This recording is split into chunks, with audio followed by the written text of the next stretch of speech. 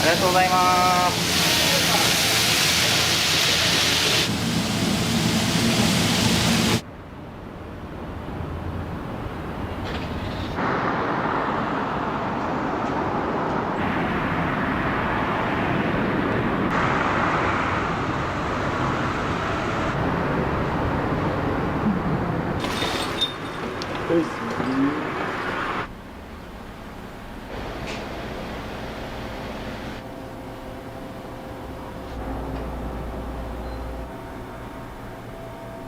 ごめんなさい。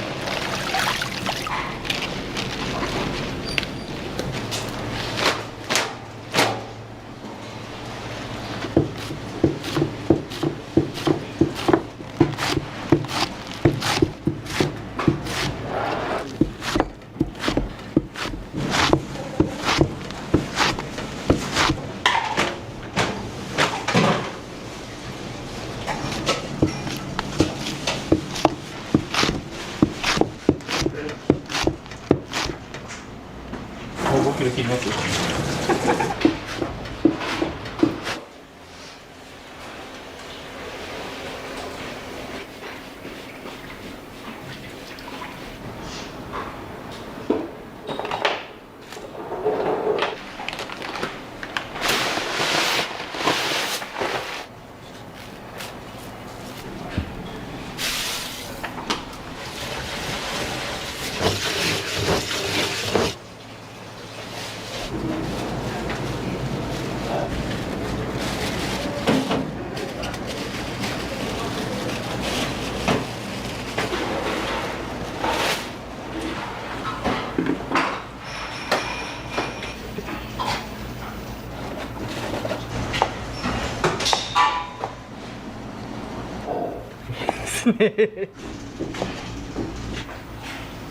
キロ切ります。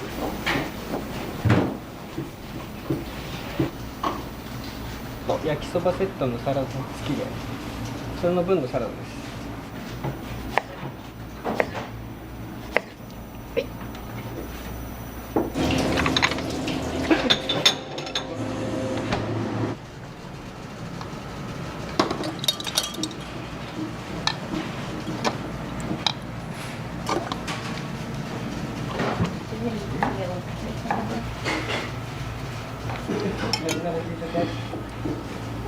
今入れたのが返しっていうラーメンの味になる大元のもので、あとはちょっとずつ調味料を足して豚骨スープとしてお客さんに出してますね。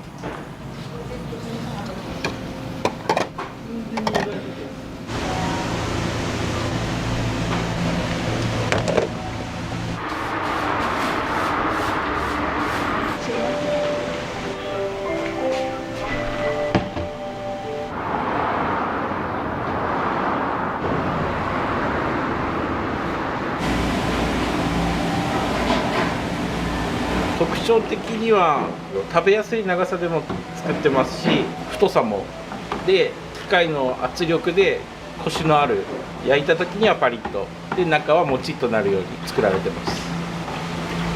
今混ぜてたこれはタレです。これは全く分かりません。奥様しか分かりませんのでちょっと醤油が入った感じの難しいですねソースの味が知ってるのは社長の奥さんとその娘さん2人だけです。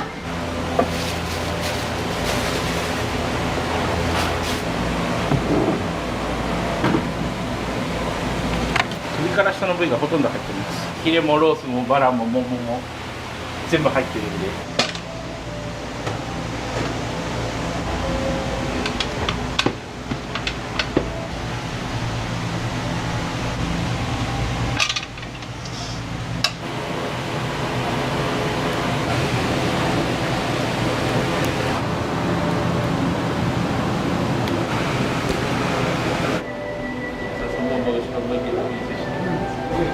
はい、おはようございます。愛情あるサービスを適正な価格でお届けし、お客様と共に愛ある社会づくりを目指します。はい、以上です。お願いします。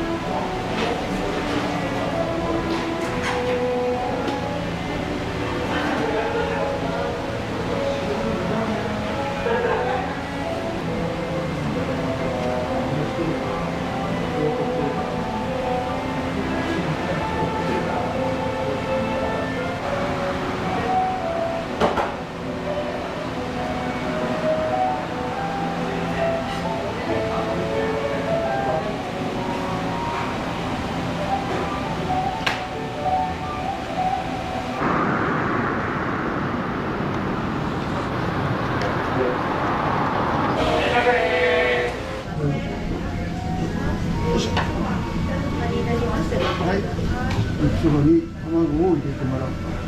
焼きそば2つ。焼きそば2つですね。一つは、卵を入れてください。生卵いいですか。はい。2000円にしてください。かなり油飛びます。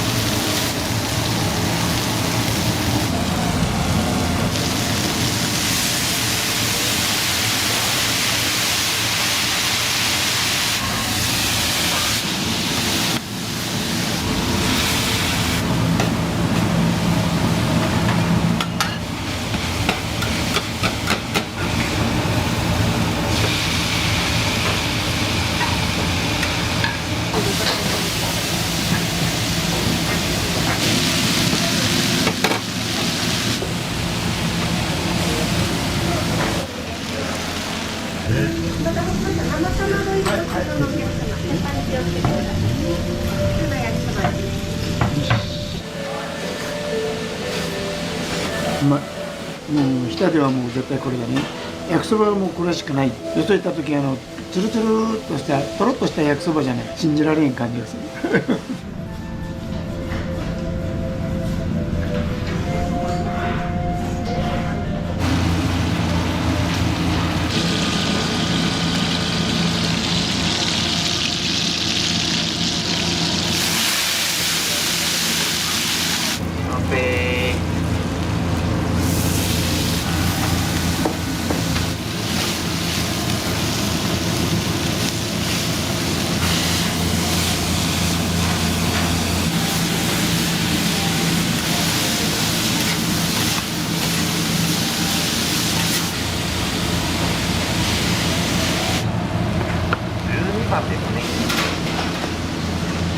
大盛りを一つずつ以上で2時まで小さいご飯のサービスを行ってますので、お願いしますか。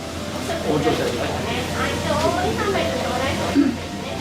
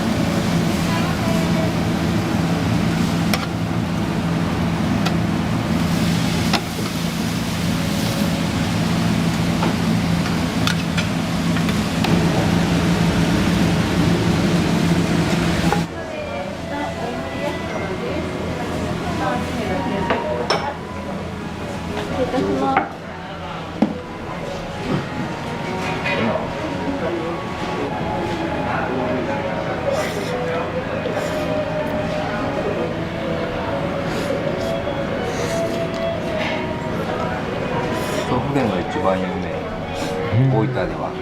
支店なんかいっぱいあるね。福岡にもあるし。焼きそばの大盛り。大盛り、はい。大盛り、はい。はい。やってください。はい。火の出ませんわ。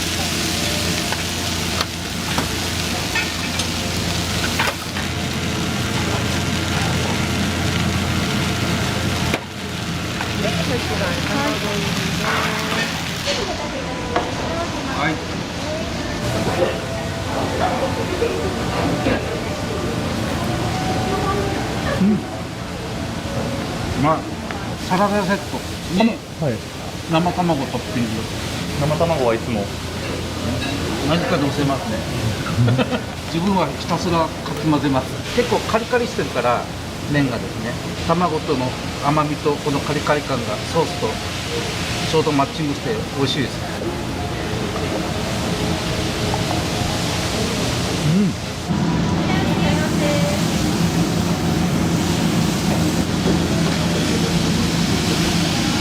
ランチはご飯がサービスって書いてあったんで、パリパリ具合が好みだな。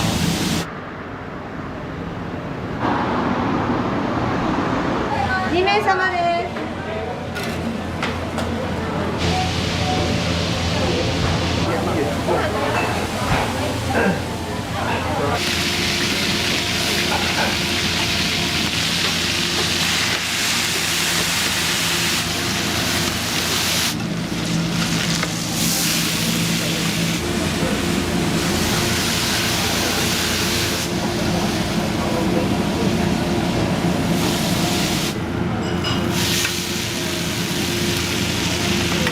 もやしがたくさん入った焼きそばなので、もやしの水分を逃がさずにというかですね、麺がつるっぽくならないように強火で丁寧に焼くことを心がけています。最大何人ぐらいですか？ 6です。6人前までですよ。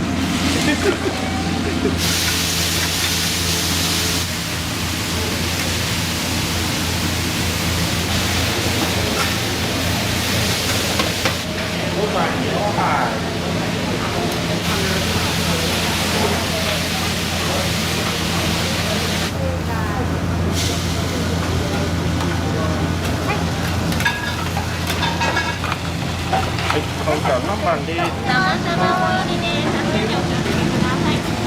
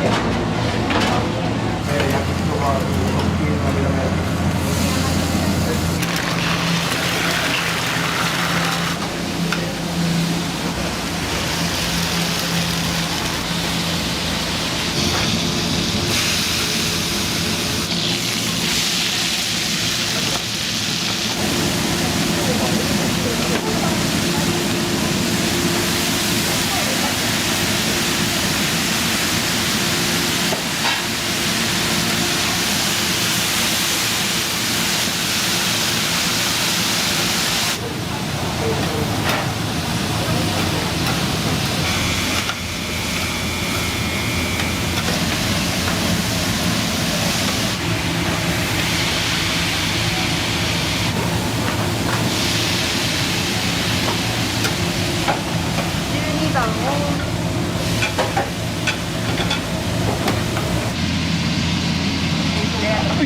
7番はい、ありがとうございます。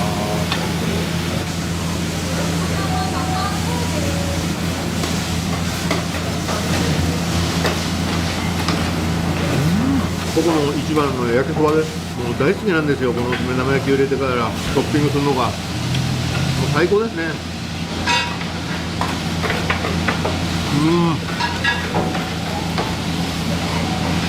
何度食べても美味しいですよ。どうもありがとうございました。もう腹いっぱいです。ありがとうございました。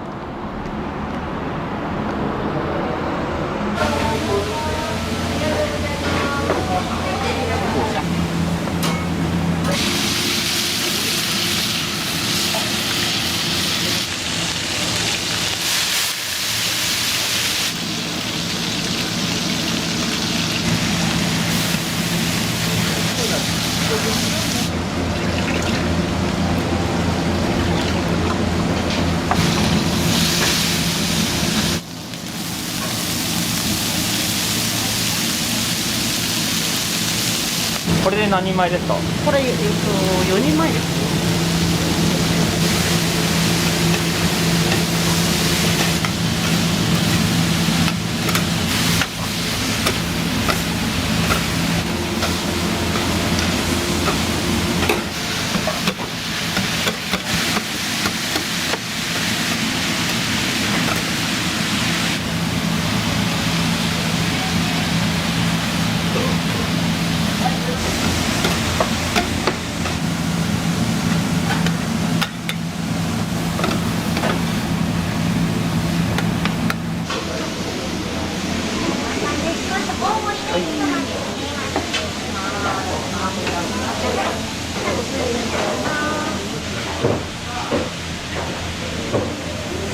賞結構取られてましたね。自分入れるイタリに行った時はね必ずこれパリパリがいいですよね。鉄板だからです。いやなんかちょっと作り方が違うんじゃないですかね。ソースの作り方はもう本当に少ない人しか知らないって聞いたんですけど、私と娘この頃下の娘にやっと教えたんです。コロナが流行った時私たちがねかかったらアウトでしょ。京都に住んでる娘にも教えて、朝一新幹線で来て作ってさっとまた帰りました。誰にも会わずにもうどれだけ忙しくてもお母さんと娘さんがやります。もう夜中でもどんなソースの味なんですか？酸っぱくはないですね。まあ召し上がってみてください。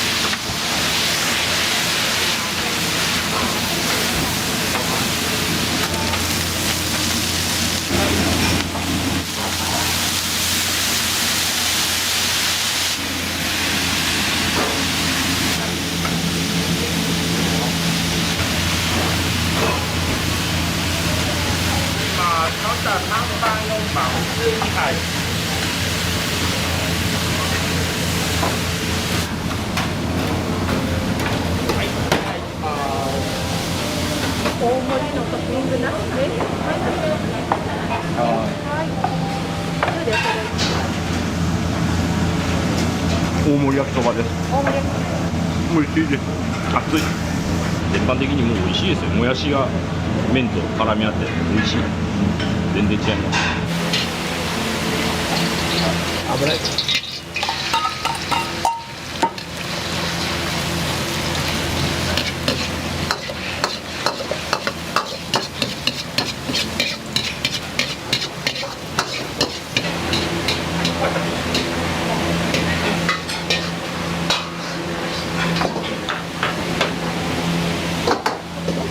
あとはちょっと入れるぐらいです。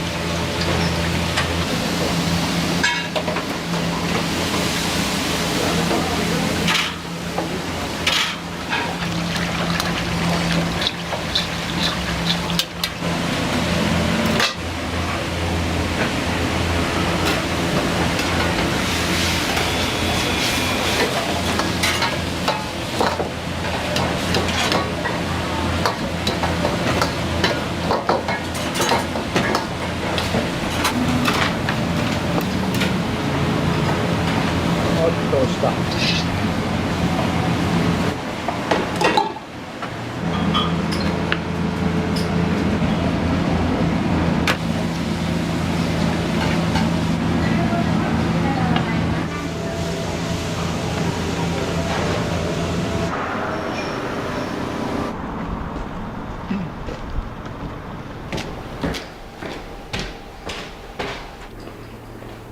岡山から大こ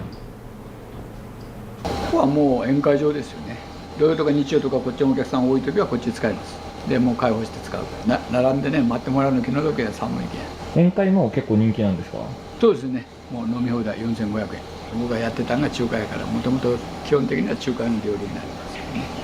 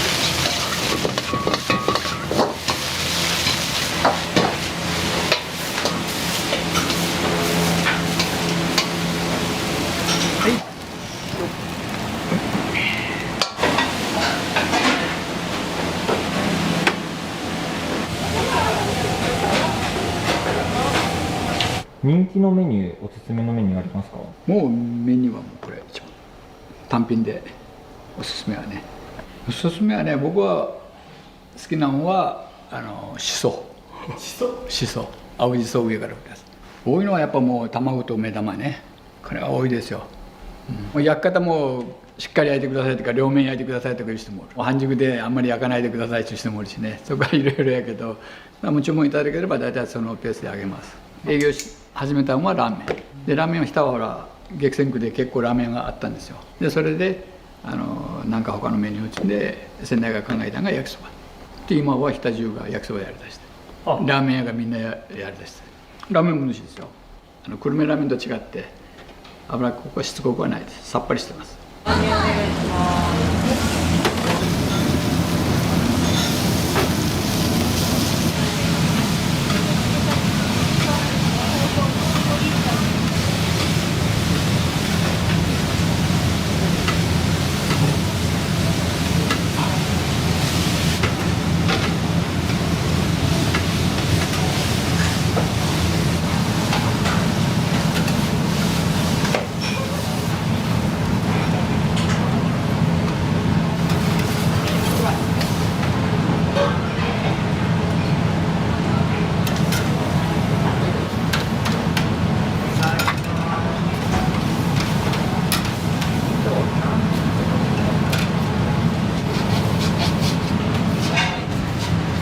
ラーメン2杯お願いします。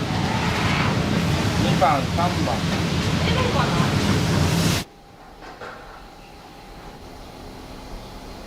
基本的にはね、夫婦でやるっていうのが理念で、夫婦でやるのが原則。一人やったらできなかったんですか？できるんです。独身はできる。今はね、もうちょっと時代変わってきたんで、フランチャイズでいろんな形で出るっていうのもありますけども、だからここで修行しながら嫁さん探して、だからみんな学校卒業して高校出てくるでしょ。そして3、4年して結婚して出ていく。だから今支店をしている人たちはみんなそういう人。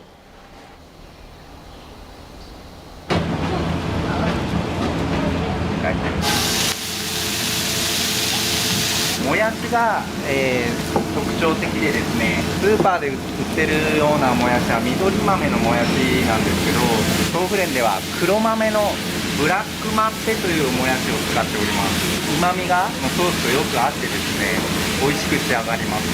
そうですね、やっぱり生き物ですので、細い時もあれば太い時もあったりしますね。そのコンディションによって、焼き手が焼き方をちょっとずつ微妙に調整していくっていうような焼き方でタイプしております。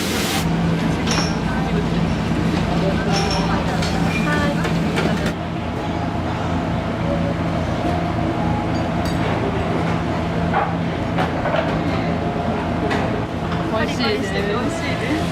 福岡から来ます。でも1時間ぐらいで来れます。今日はこちら目当てで？そうです。で美味しいから行こうって言って来ました。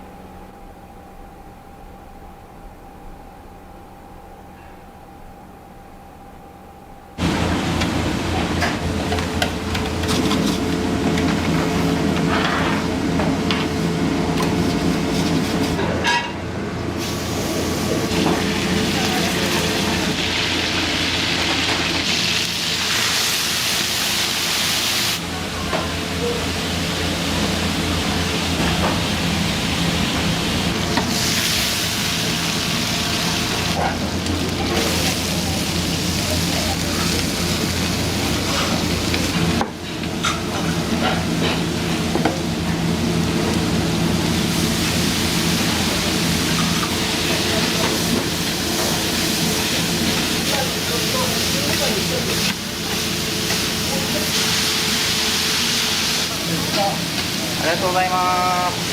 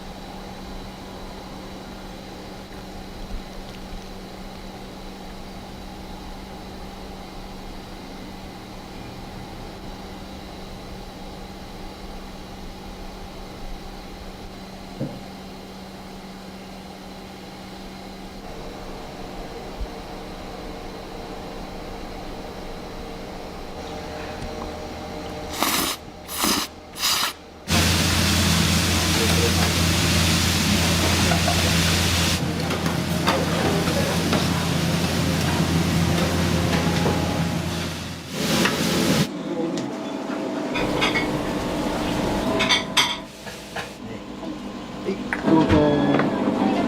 はーい。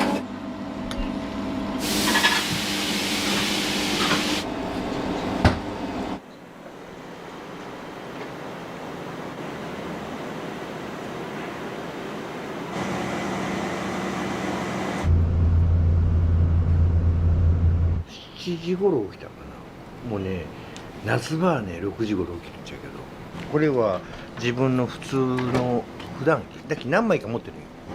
黒が2枚と白が3枚ぐらい持ってるんですかね。でたまに自分はスポーツやってるんよ。で大会の時にこれ着ていってから出るって。何をされてるんですか？僕はウエイトリフト。強くねえけどまあ好きやけどね。じゃあ70キロ練習ちょっともうちょっとすれば75ぐらいまで上がるかもしれんけど、4、5年前かな。これが36ぐらい始めた頃、21歳からしようかな。冬休み入って正月前とかも小学校の頃から手伝わされよったよ。ちょうどここら辺で飲み屋街やったよね。土曜日とか夜のね2時ぐらいまでしよって、で小学校高学年になったら2時ぐらいまで起きちょったんやね。こき使われやった親から好きやったんやろね。やっぱり食べ物商売っていうか商売こういうのがね、やっぱり食べて美味しいって言われた時はものすごく嬉しかったり、あとお客さんとの会話がこうできたりとかね。おはようございますもう80過ぎちゃってから81、もう1月が来たら82になる。ラーメン業界で何年だ。今まで私な20歳前からもうラーメン屋に働いてるね。62、3年なのかな。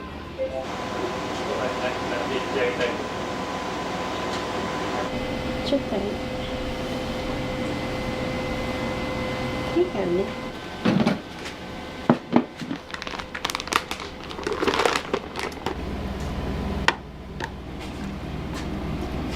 よいしょ。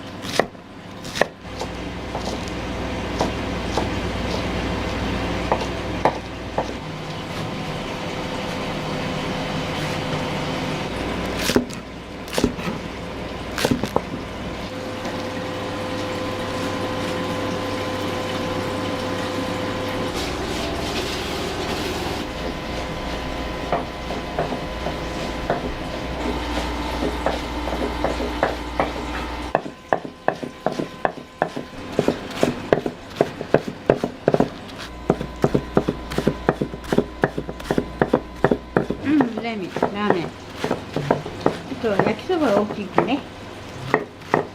ラーメンは小さく。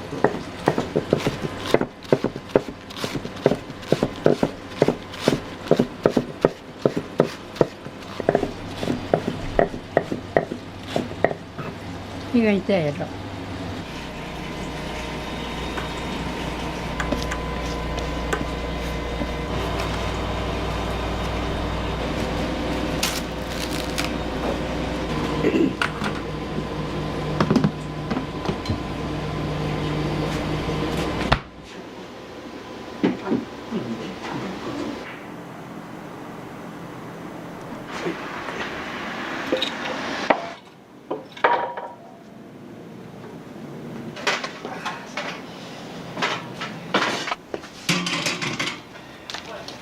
全部埋まって16人けど、もうこっちの座ももう空いて次に座るお客さんが2人しかおらんかったらもう2人だけでね相席させないからね。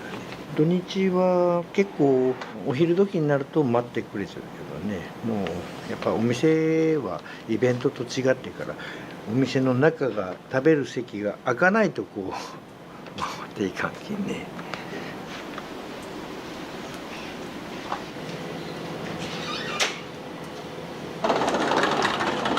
今から麺作ります。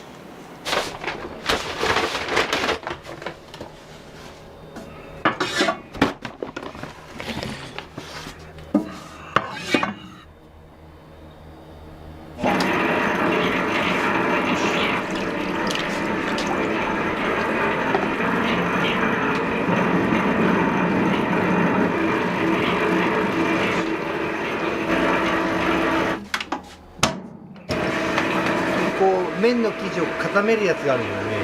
それ長崎から仕入れる。それともう水と。冬はねどっちかというと夏場よりねこね上がるのがちょっと時間かかるかな。だきまあ30分から40分ぐらいかな。ちょうどいいぐらいに。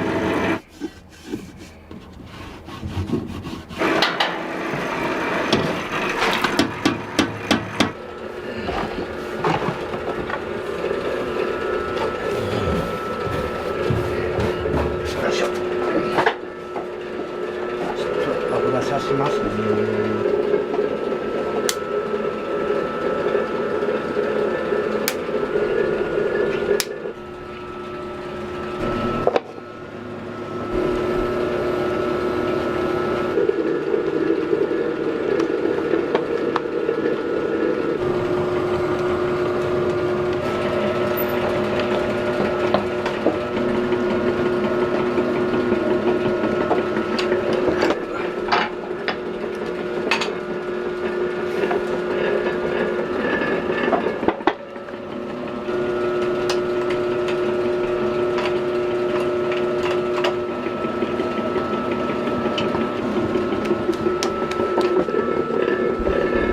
自分の親の代からこんな打ち方だったね。だけど逆に他の製麺所とか機械の大きさとか機械の形にもよるんやけど、どういう打ち方しようんやろかな。元号やもんね。西暦じゃなくて昭和55年の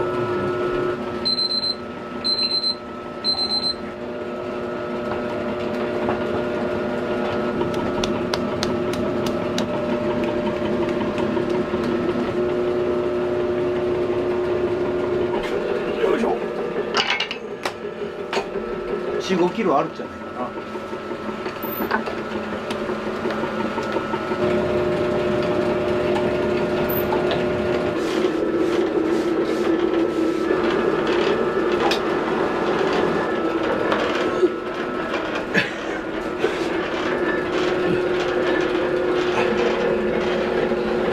よっしゃ。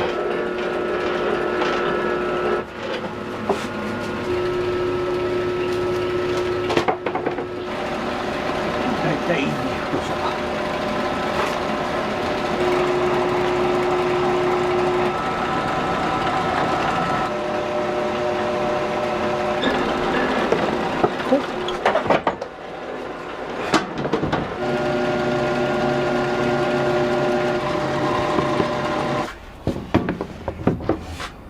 こっちが焼きそば。右手が焼きそば、左手がラーメン。倍以上違うんじゃないかな。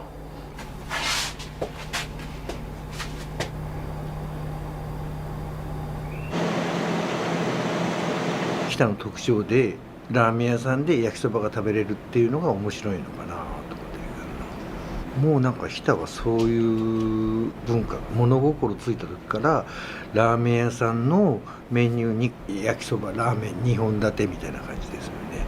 ちなみにラーメンと焼きそばだったらどっちが出るんですか？昔はラーメンでした。でも今は焼きそばが8割82ぐらいかな。8焼きそばラーメン2ぐらい。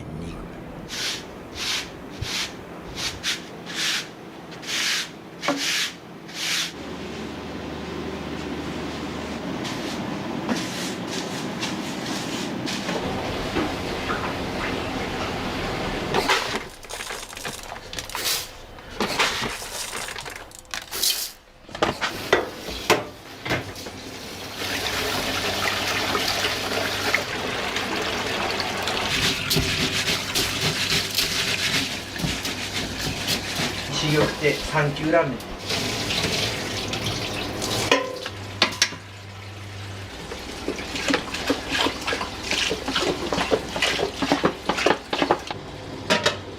水道水やったらカルキ臭い菌、浄水器つけて塩素抜いて、本当はね日田の水でから日田天領水がいいっちゃうからね。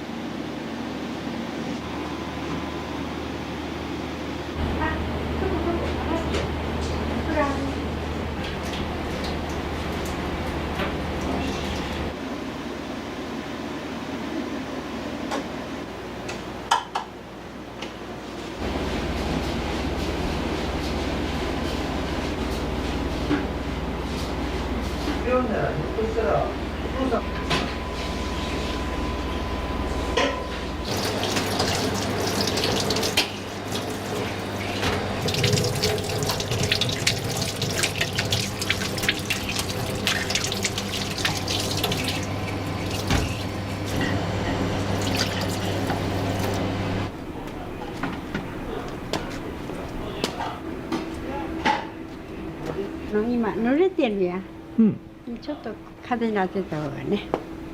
いつも大きいカゴで切るけど昨日切ったんがあるきね、だけ今日少し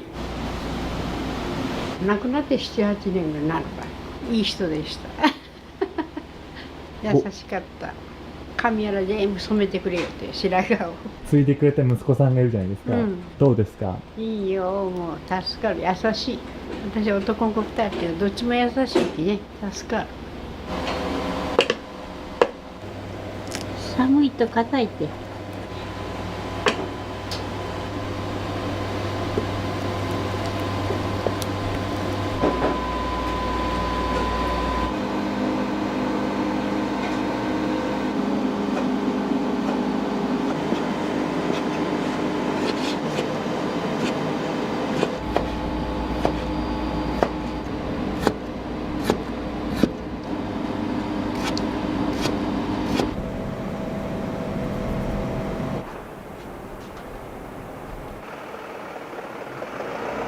仕事の体制に入ります。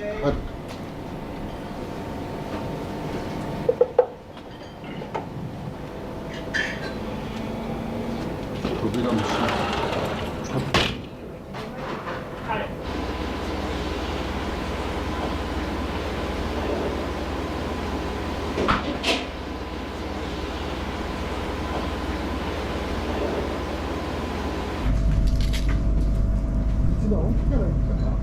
大盛り焼きそばと大盛り焼きそばの卵入り。了解です。ごめんなさい。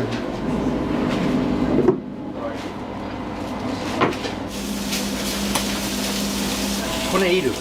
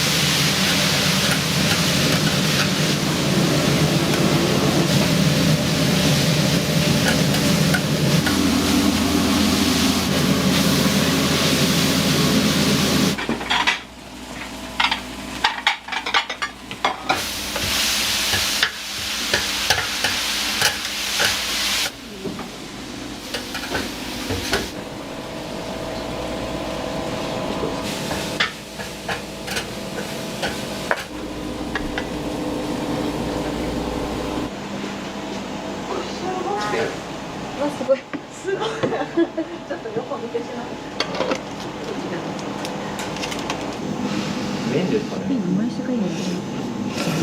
たまたまネットで見つけてめっちゃ良くて来てみました。大盛り結構量ないですか？うんありましたけど全然美味しかったから食べれました。ご迷惑おかけしました。いえいえ、またよろしくお願いしてきます。ありがとうございます。美味しかった。はい。はい、いらっしゃい、どうぞ。今日は何頼まれたんですか？生卵入り焼きそば食べなさい。美味しいから。でも確かに美味しい。だから1年に2回ぐらい。いよいよ2、3回は2、3回は食べる。この間はラーメンだったので。そうラーメンと焼きそば食べて半分にしたりとか。今日は焼きそば。美味しい美味しい。大丈夫。暑いんで気をつけて。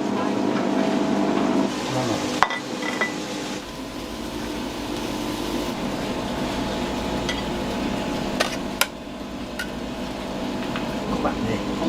はい、お願いします。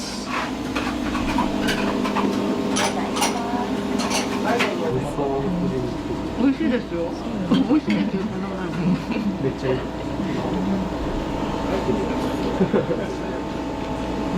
なんで美味しいんでしょうね。ほらちょっと焼き付けた部分がね。硬いところと柔らかい。そうそうそう。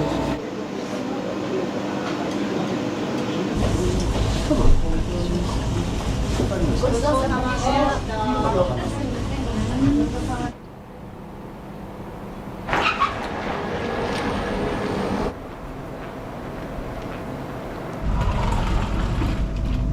はい、いらっしゃい、どうぞ。はい。あとごめんなさい。もやしラーメン。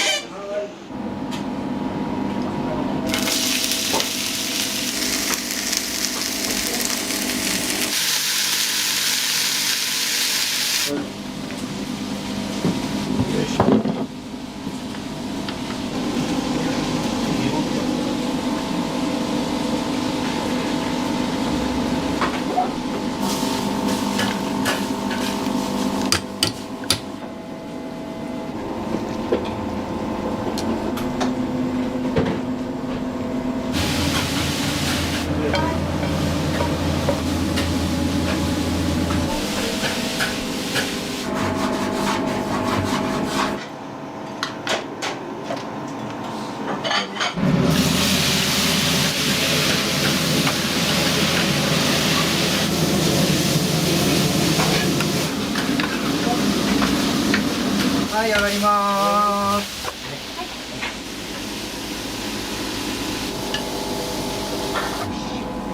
これ前からいいよ。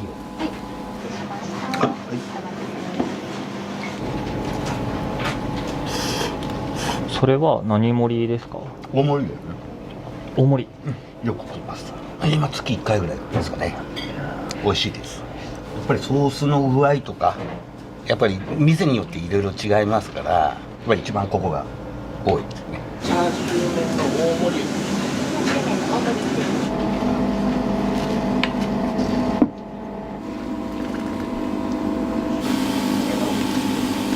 はい、いらっしゃいませ。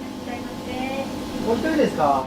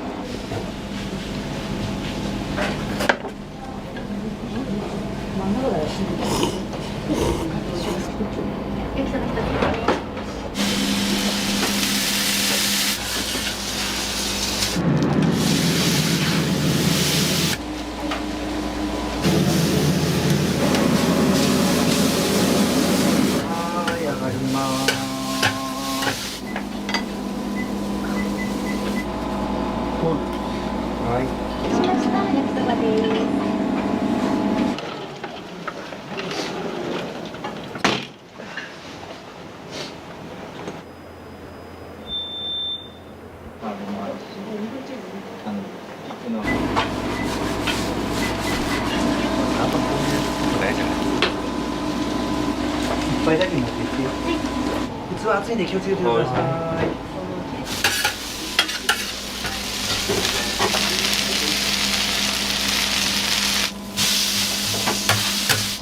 これまで。はい、いらっしゃい、どうぞ。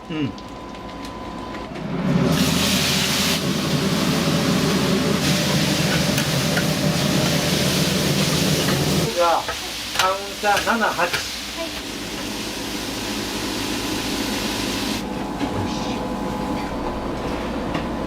8。はい、どうぞ。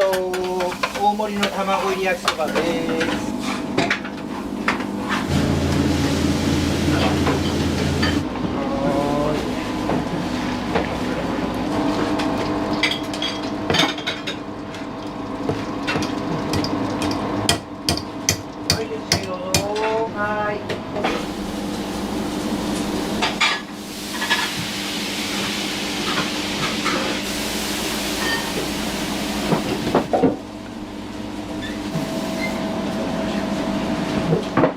ラーメン上がり。すみませんで。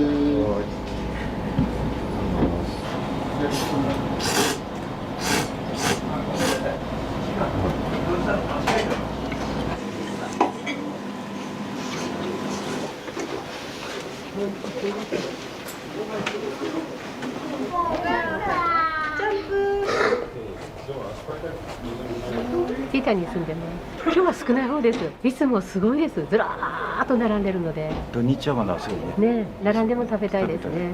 美味しいです。そうそう。サンキューさんはどちらかと言ったら麺が結構しっかり焼いてあってしっかり味もついてるんだけどすごい濃ゆいっていうわけでもなくて食べたら後を引くような美味しさありますね。じゃあ焼きそば4つです。焼きそば4つですね。焼きそば1つ。生卵入り焼きそばと卵入り。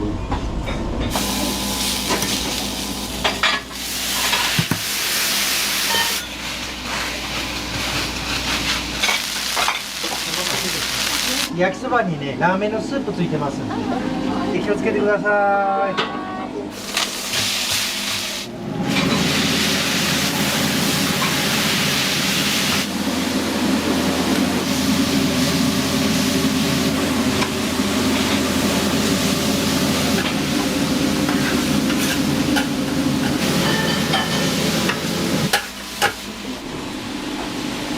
れ、とりあえず大盛りと。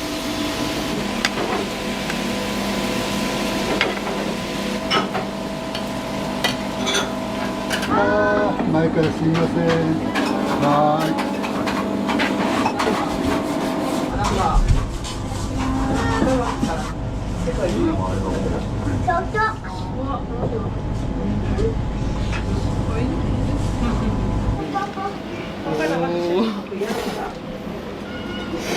うまいですね。なんかおこげみたいな。パリパリした焼きそばで。おこげみたいな。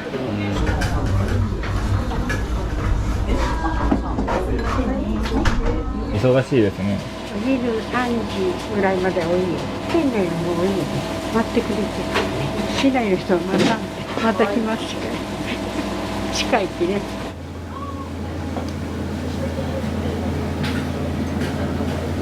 お店の創業はいつになるんですか？昭和45年の5月です。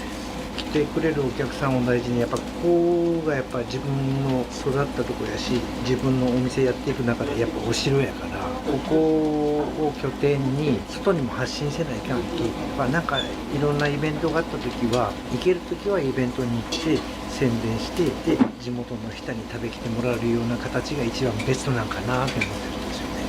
北は焼きそば文化なんだ知ってもらえて、ああ美味しかった、あまたぜひとも食べきてきますって言われるようなお店作りしていきたいなと思ってます。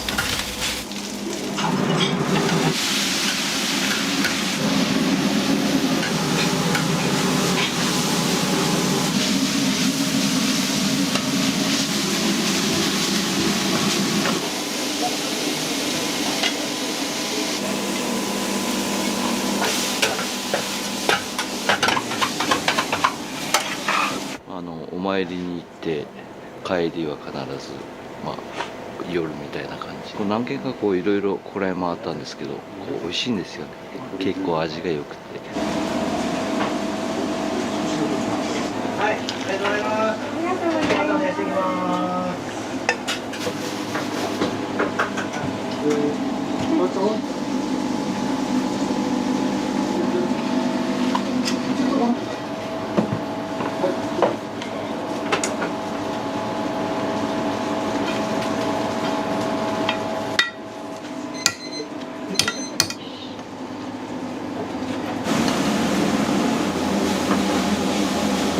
は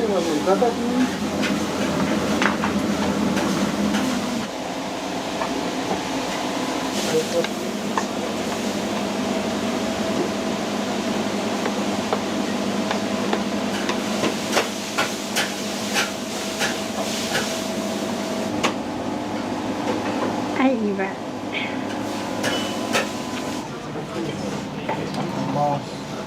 今日は自分オリジナル自分の特製チャーシュー麺ベースにキムチと生卵とってるんですよ。これにちょっとニンニクも入れたいんですけど仕事中なんでちょっといただきます。うまいですね。今度週4来てますね。まあ近いんでもう。お店のどういうところが好きなんですか？やっぱもう味ですね。昔ながらの味とか、はい、まあ、昔は知らないんですけど好きな味です、はい、まあ、いつものでって言ったらこれ作ってくれる頼みすぎて覚えられたんで、は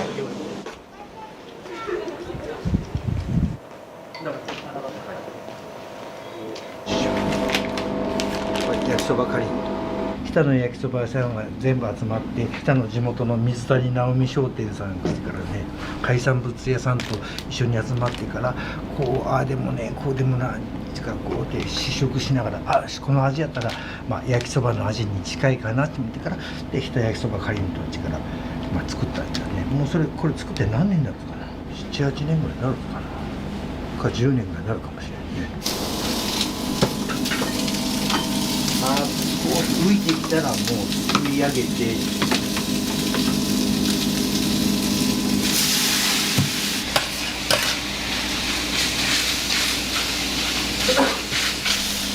鉄板の上で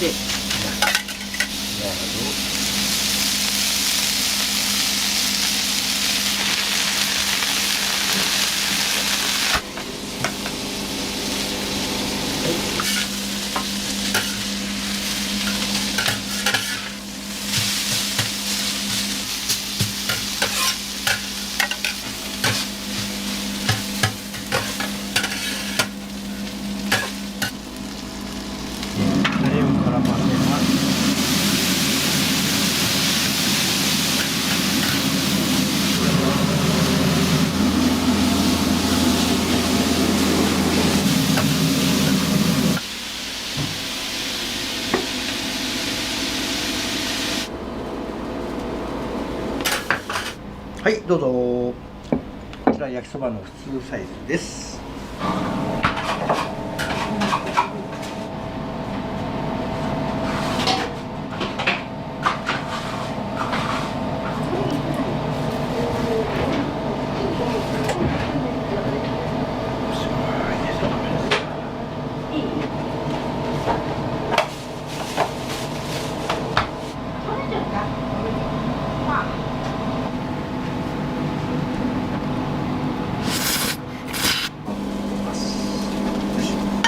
はいどうぞお待たせしました。大盛りの卵入り焼きそばです。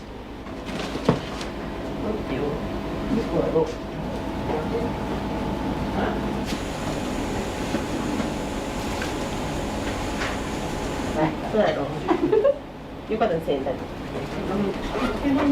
はい。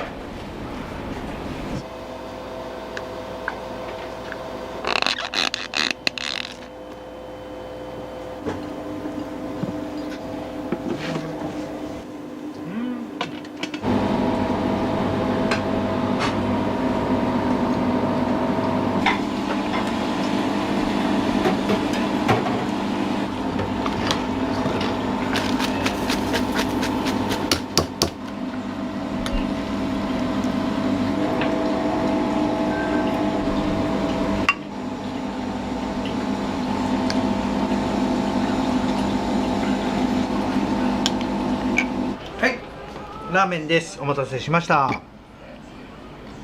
い、おにぎりです。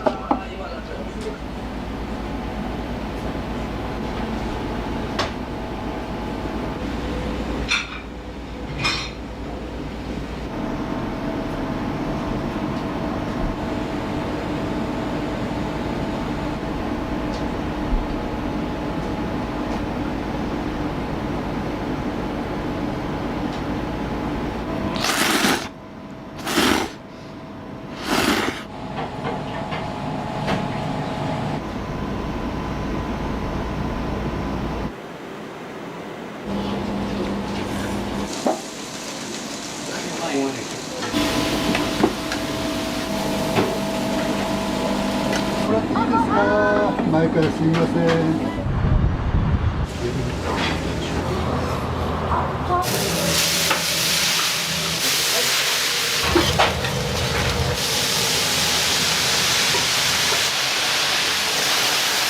焼いてるからですね。焦げ目がつくとパリッとね。パリパリしてて美味しい。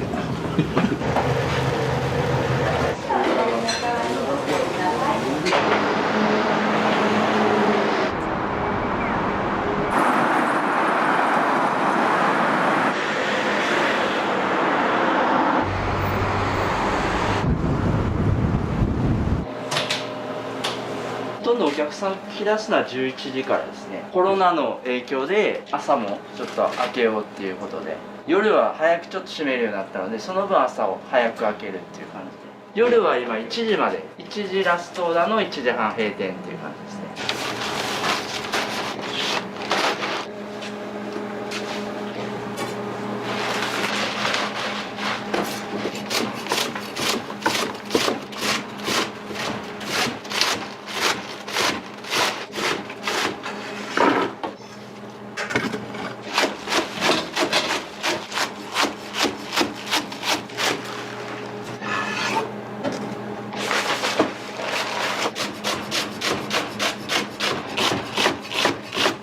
白ネギと青ネギと中にネギ入れるんですけど、白ネギの方が香りが立つので、色味出したいからですね、焼きそばのトッピングとかで青みを出すために青ネギを3、白ネギを1の割合で入れてますね。ネギは結構使えますね。1日6キロ近くは使えますかね。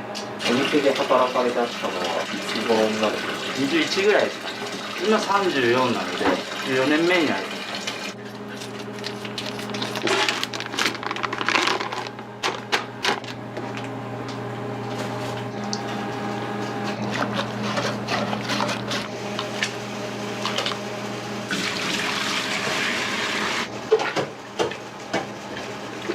店がすごく清潔だなって感じたんですけど、結構意識されてたりするんですか？いやもうやっぱり男が多いから、最初の頃はもうすごく社長からも怒られて、今でもできてるとは正直思ってないですね。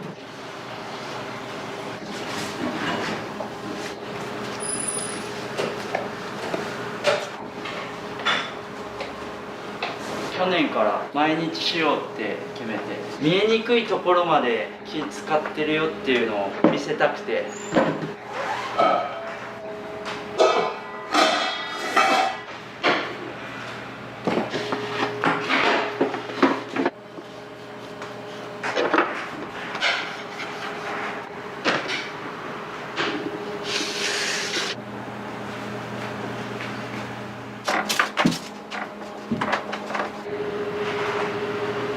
自分も意識してやってるからですね、ここはどうかなみたいな見ちゃうようになりましたね。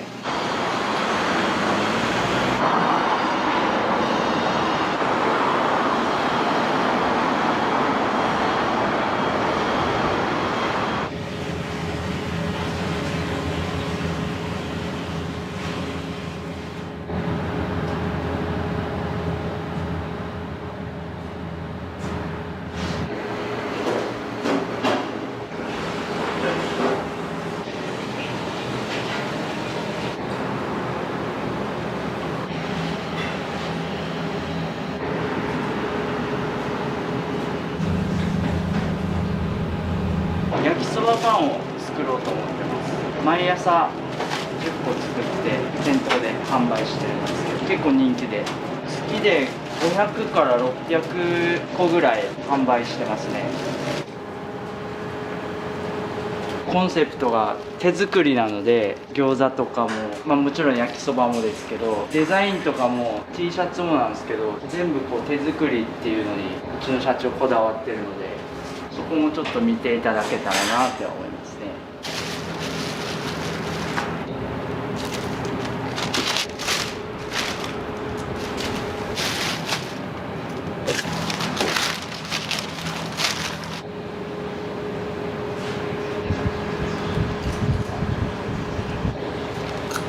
これうちの売りのマヨネーズなんですけど、ちょっと変わってまして、刻んだたくあんがあえてあるので、ちょっとシャキシャキした食感のマヨネーズになります。酸味が強いマヨよりはどっちかというと甘みが強いマヨネーズになってますので、パンとすごい相性良くて、うちはやっぱりそのうちの良さを消したくなくて、やっぱりマヨネーズが勝ちすぎちゃうので、あんまりマヨネーズトッピングとかお店で売り出してなかったんですよ。パンに合うマヨと焼きそばに合うマヨをずっと開発して、でようやくできたんですけど、このマヨネーズだったらお店でも出しても焼きそばも負けないし、独特な面白い食感になって美味しいです。相性抜群ですね。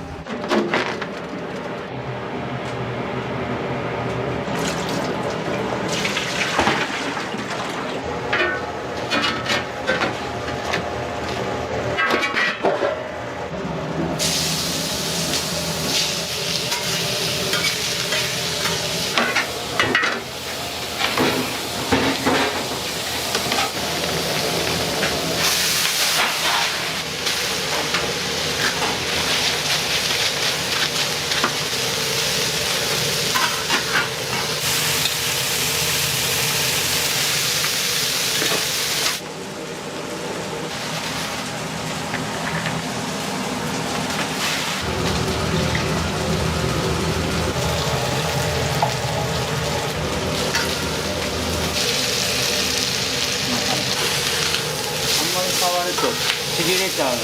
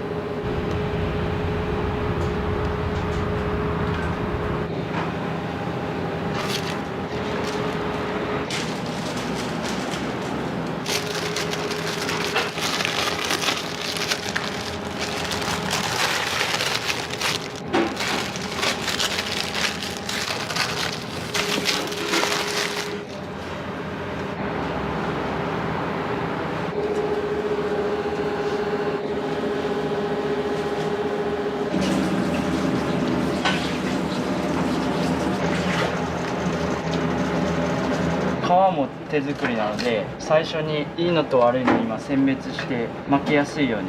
焼きそばの麺は何かこだわりというか、特徴とかあったりされますか？銀麦っていう小麦粉を使ってるんですけど、それがオリジナルのブランドなんで、そのブランドを使った銀麦製麺っていう製麺所兼イートインできる中華そばとかそば、ざるそばとか売ってるお店も別でやってるんですよ。そこで作ってる麺になりますね。と皮。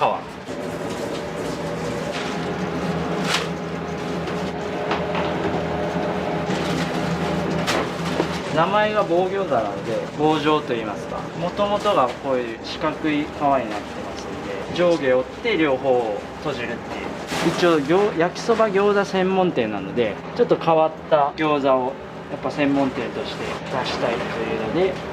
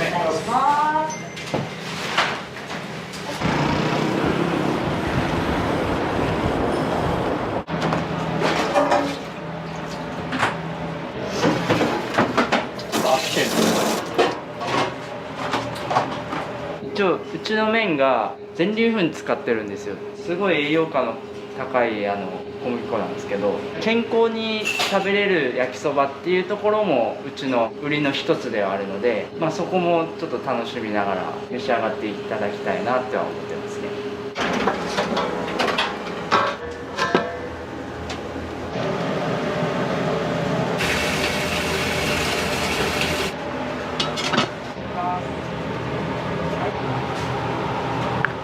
温かいうちに出したいので、いつもお客さんが入ってくるかなっていうギリギリの時間に作ります。こちらおにぎり1個か2個選んでください。1個でいいですか。はい、ありがとうございます。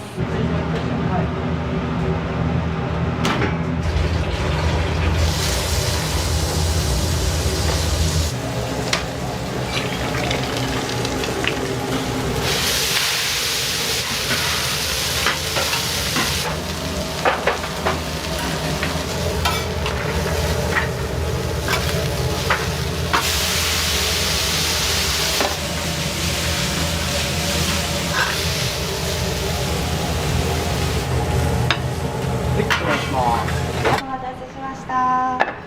ちょっとお皿が熱くなっておりますので、手前にいいですか。ありがとうございます。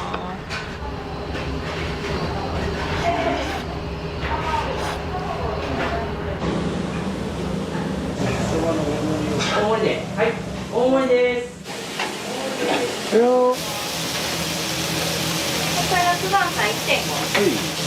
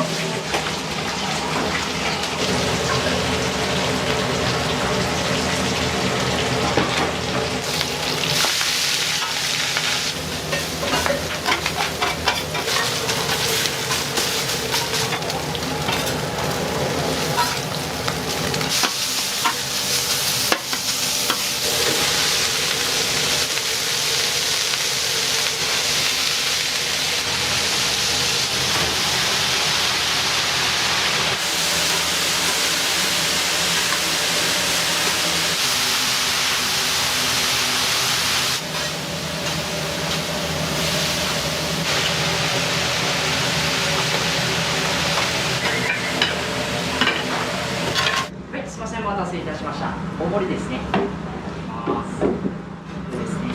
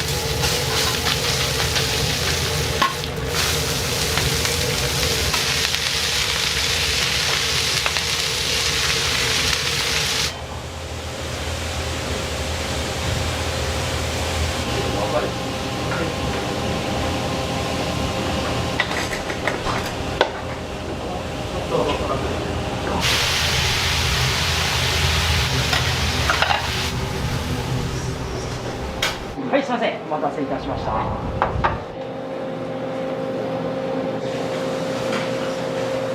こは久しぶりです。ランチセットみたいなやお店の好きなところというか、こう気に入って通っているところがあれば。つ。リーズナブルで庶民的なところかな。汁があったかいので、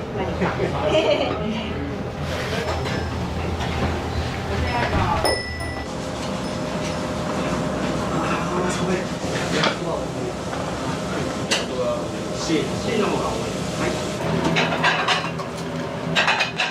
はい、いらっしゃいませ。いらっしゃいませ。い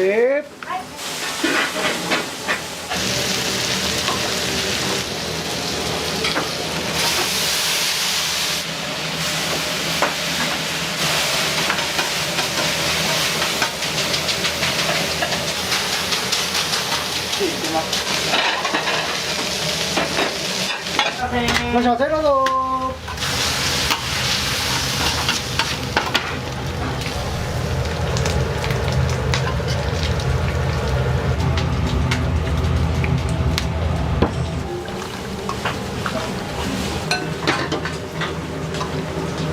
します。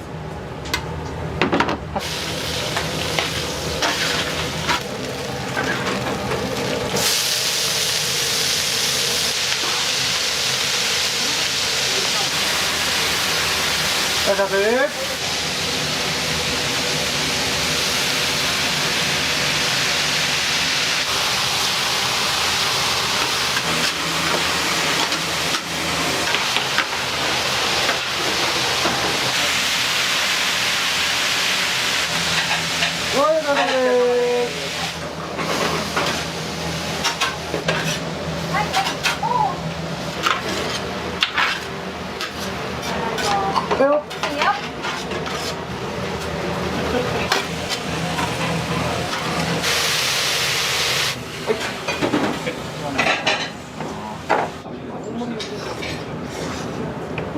2回目セットメニューランチセットと一番シンプルな麺焼きそば、パリパリしてて美味しい。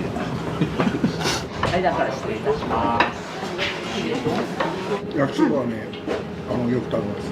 ここにも何回もお邪魔してますよ。焼いてるからでしょ、やっぱり。焦げ目がつくでしょ、パリッとね。美味しい。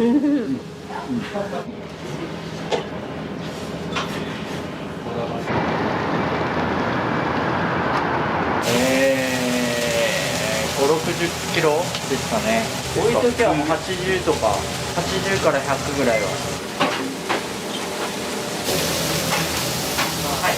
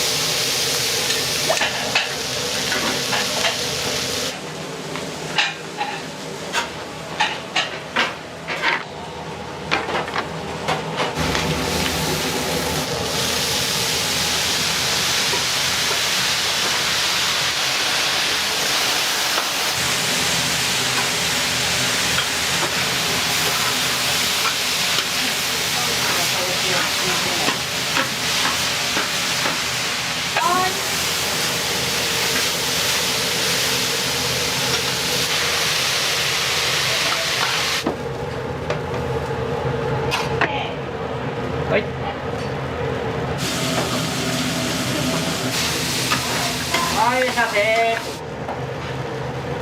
はい、すいません。お待たせいたしました。はい、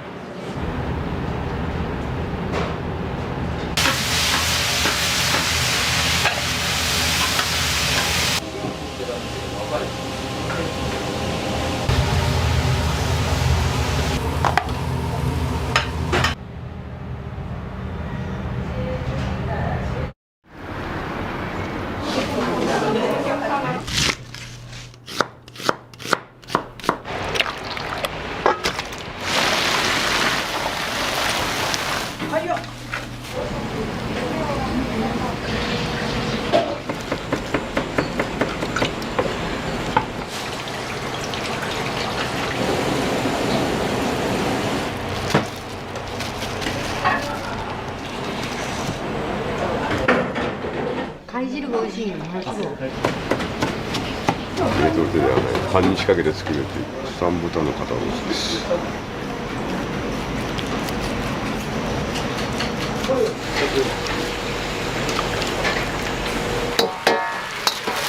コロッケ2個。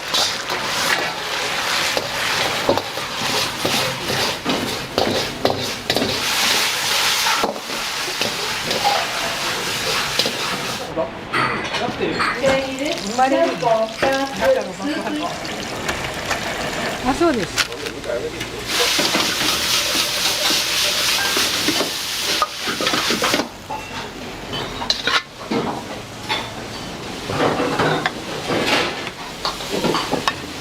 1個ずつ。そこは。いつも頼むのはちゃんぽんか。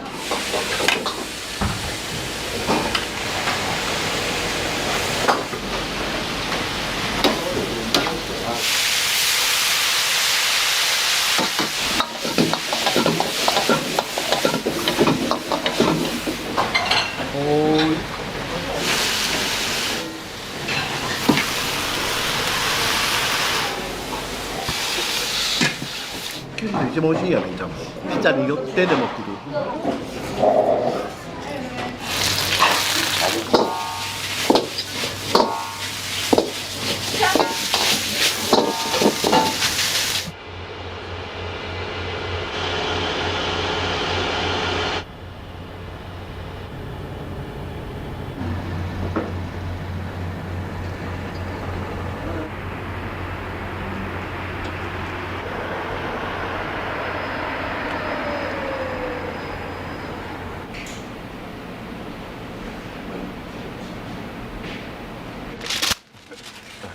今日は何時に来られたんですか？今日ですか、5時。毎日ですか？毎日。4時50分から5時15分ぐらいの間に来ます。結構あるんですよ。なんかいろいろ仕事が。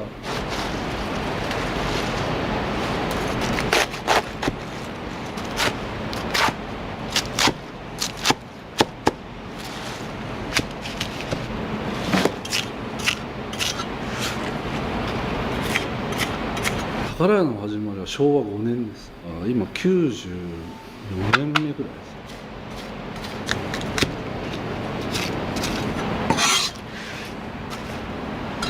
です。最初はですね、200メートルか300メートル離れたところの乗り合い自動車、そこでうどん屋さんを始めたのが最初って聞きましたけどね。昭和9年ぐらいに福岡から大分に来る京大線が開通した時に、そこに日田駅ができたんで、この近くに移転してきたっていう話を聞きましたけどね。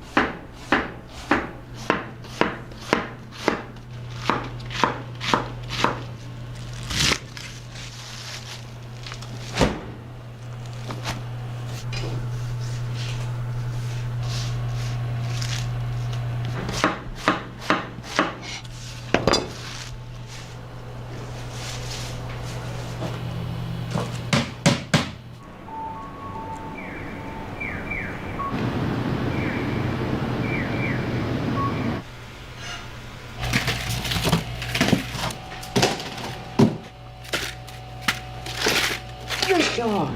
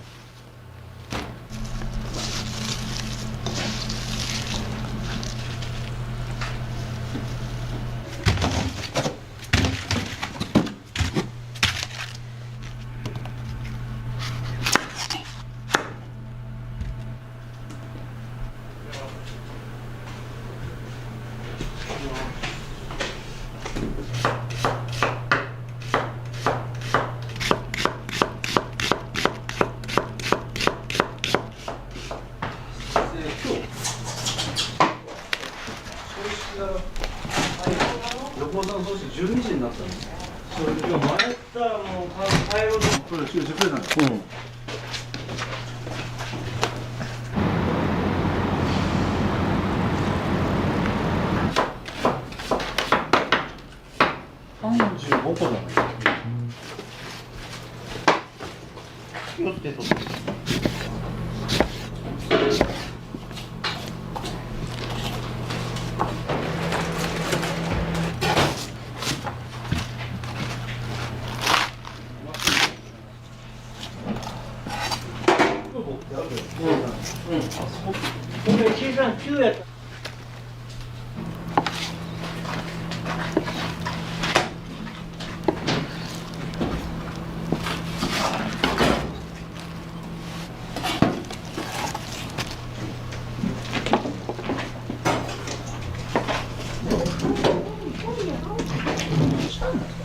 さっき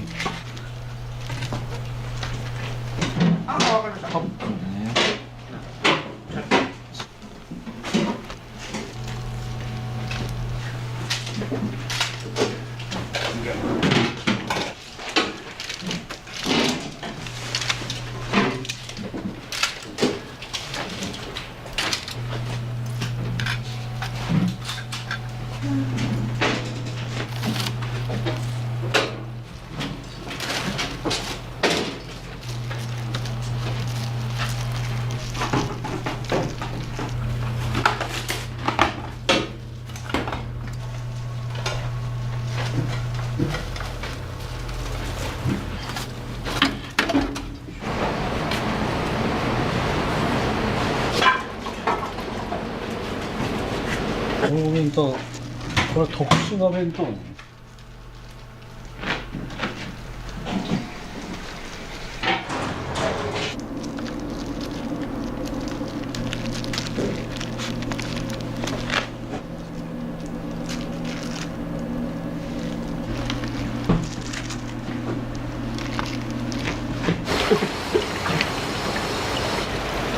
よし。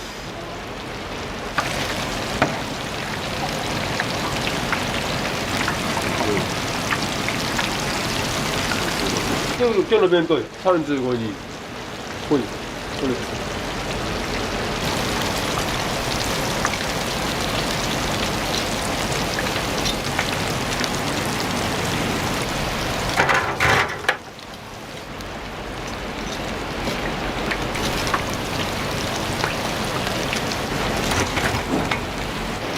油大丈夫ですか？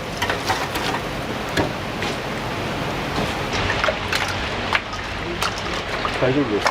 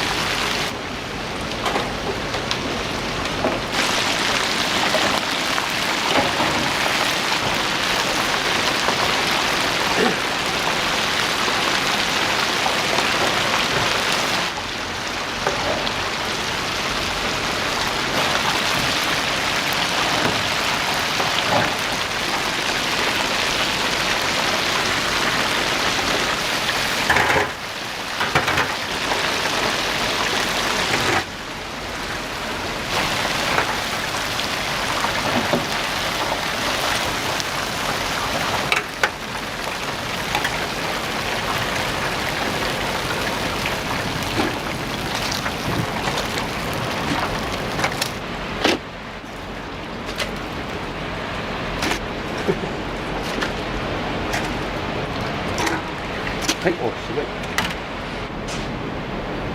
扉を開けてください。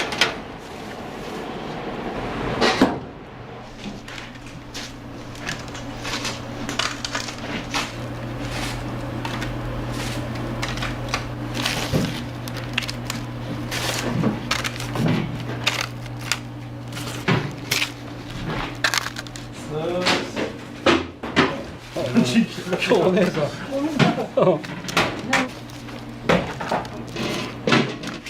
今日と明日で相当切らないと。見てるだろうね。キャベツやった。キャベツはあのぐらいだから15分ぐらい。悪かったんです。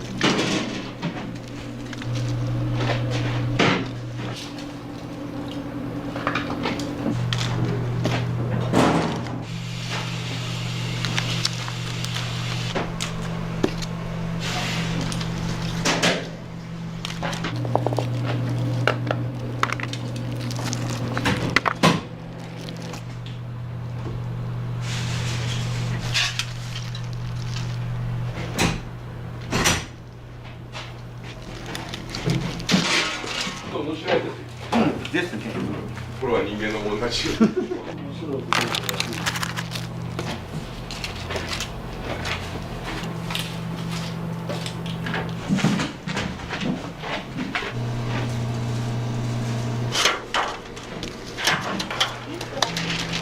日だと思ってましたよ。今日。あ、ちょうどいいでしょ。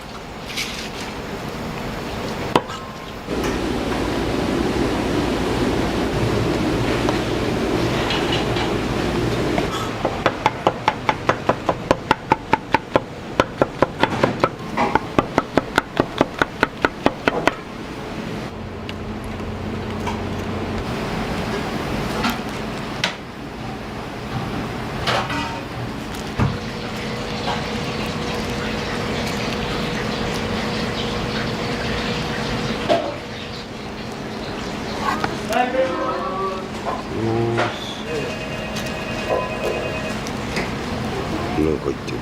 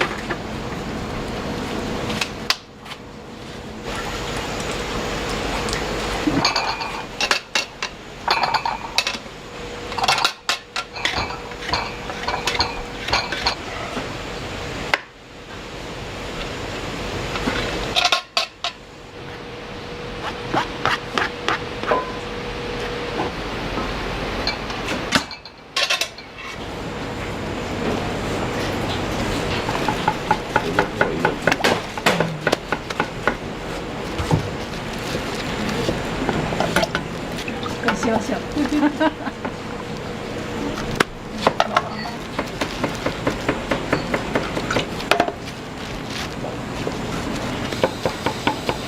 次から人が来てくるいうのもあるんだけどね。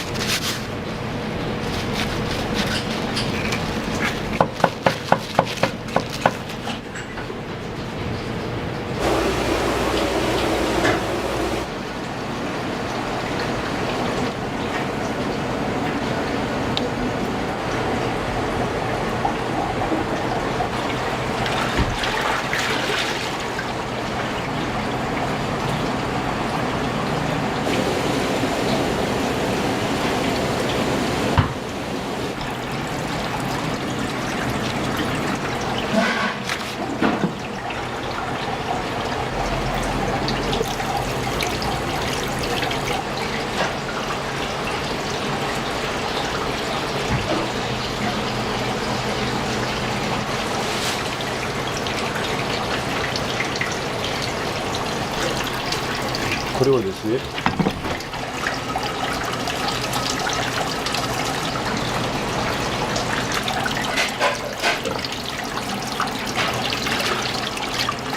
こんな感じ。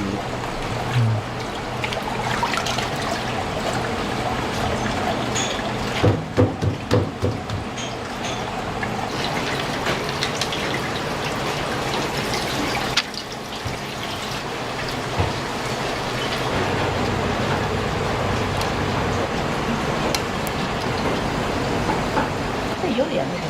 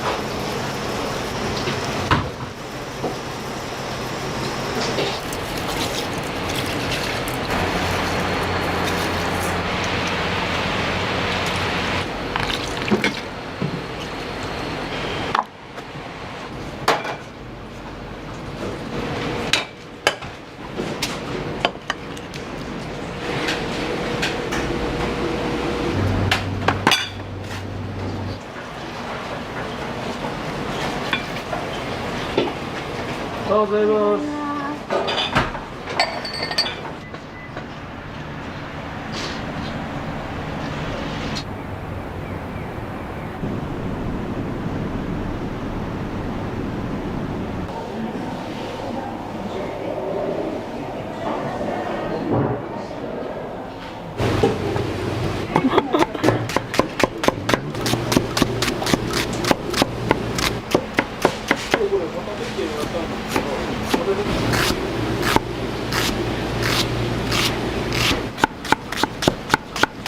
料理人の人が見たらびっくりするから下手くそっちゅうて家族連れは来れるしね、子供いるから。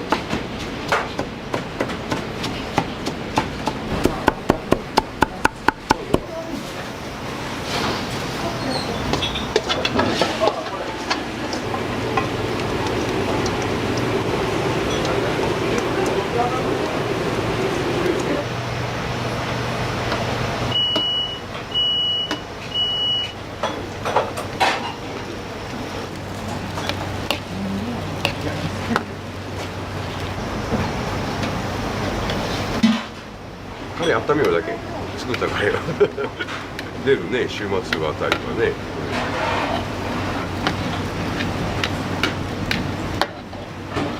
何が冷凍手ではない、パンに仕掛けて作るっていう。実家のね、さっき言ってた玉ねぎが溶けてしまうね。80人前ぐらい作る1回に。だから肉しか残ってない。玉ねぎ溶けるでしょ。肉のあれが。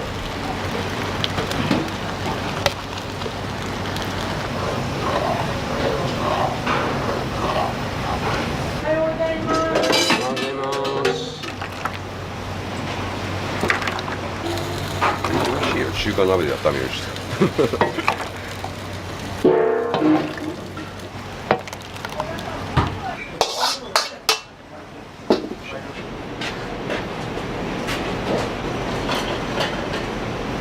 三豚の肩ロースです。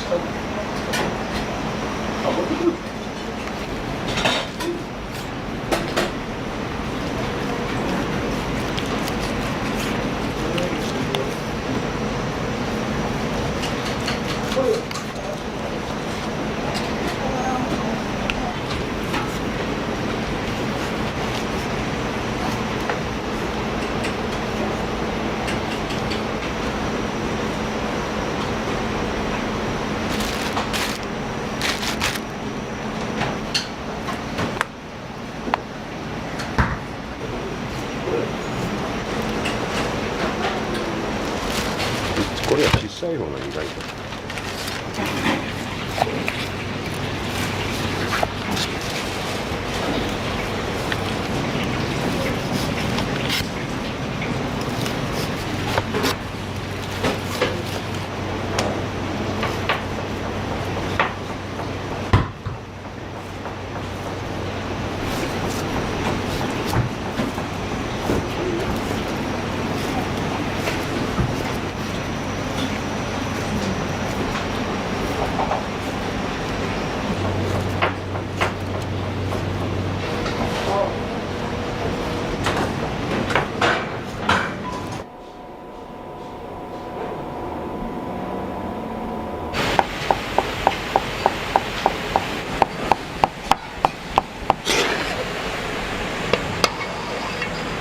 ちゃんぽん用のかまぼこです。そうです。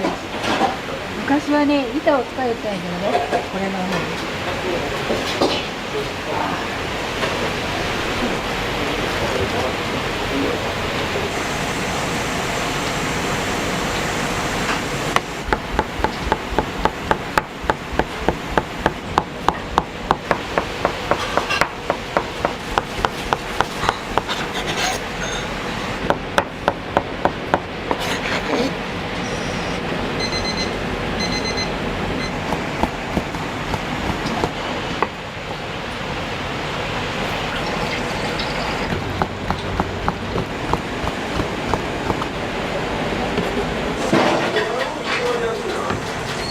フォークショップ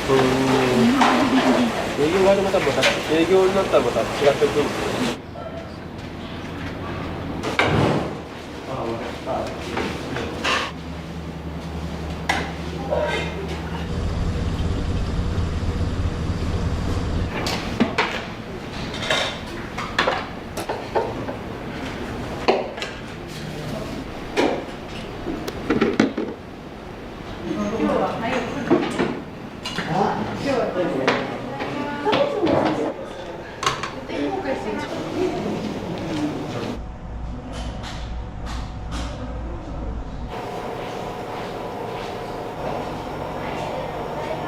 はい、いいです。どうぞ。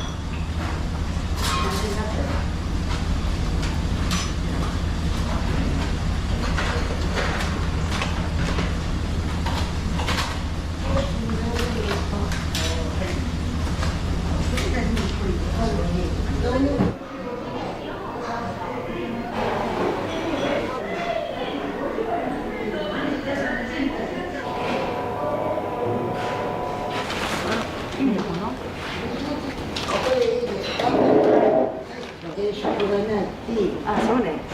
お客さんいなかったらすみません。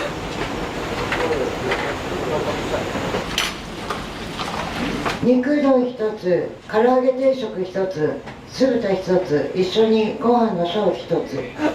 めったにないです。一番ちゃんぽんじゃなくて幸先いいかもしれないです。ちゃんぽんが多いんですか？間違いない。9点間違いない。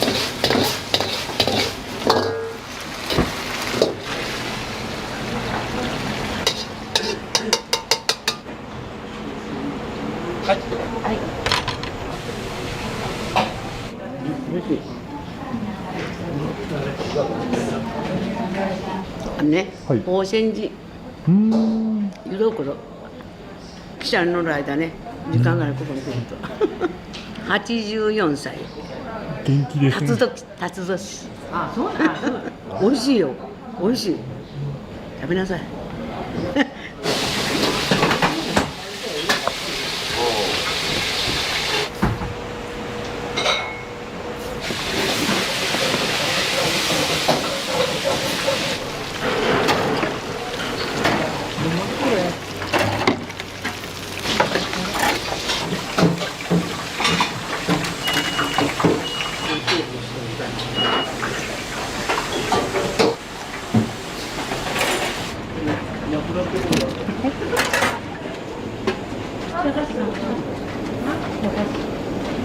食べきらん。ほら、この人ってください。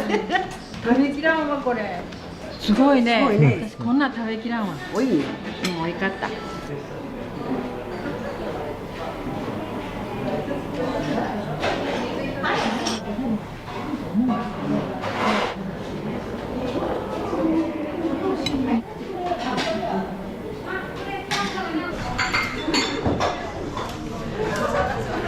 唐揚げの中に骨がついてるんです。お弁当だけは骨がないやつ使ってるんですけど、唐揚げ骨付きです。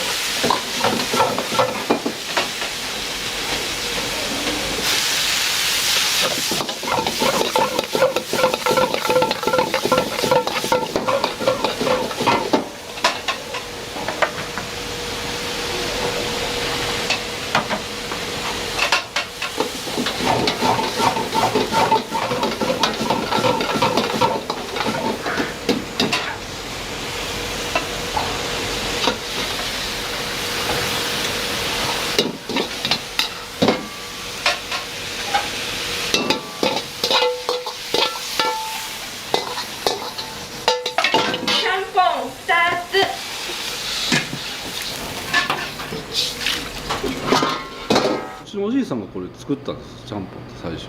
うちのおじいさんが長崎の人に聞いたとか料理人に聞いたとかいう話を昔してたんですよね。長崎の白いスープ白湯っていうじゃないですか、ああいうのって日田になかったと思うんですよ。だから多分その時に出汁をねなんでやるかが分かんなかったんじゃないかなと思うんですよ、おじいさんとか。それでこの辺にある出汁で作って、で長崎ちゃんぽん煮ますよね。うちとか炒めてるんですよね。ちゃんぽんっていう名前とどんなやつだっていうだけ聞いて作り方とかがよく分かんないというか、それで自分たちでこうやったんじゃないかなって思うんですけども。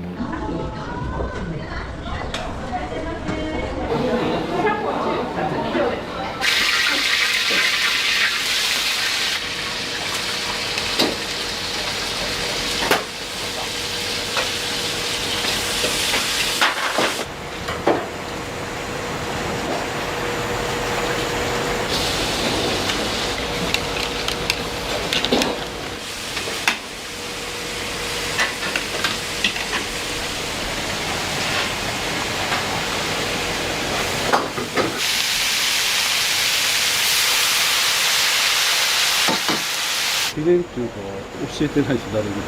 最後にかける仕上げのタレで魚介鶏ガラいろいろ混ぜて、昔からちゃんぽんだけにこれを入れるんですよ。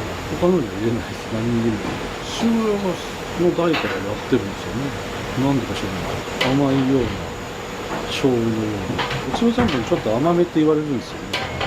下に落ちるじゃないですか、野菜の甘みとかと一緒に。それでなんかちょうどいい具合になってるんじゃないかなと思いますね。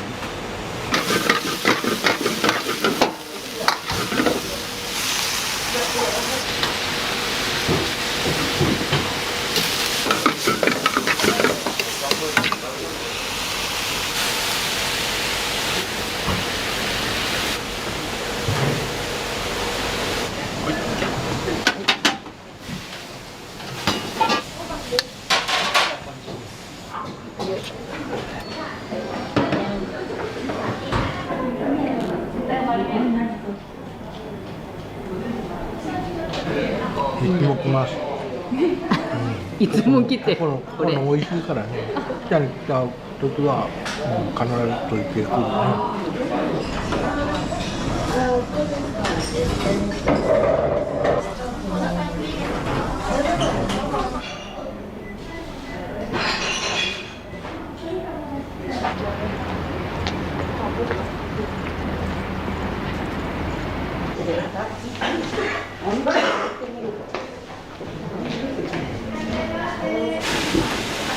ちゃんぽんセットで2つ、コロッケ2個。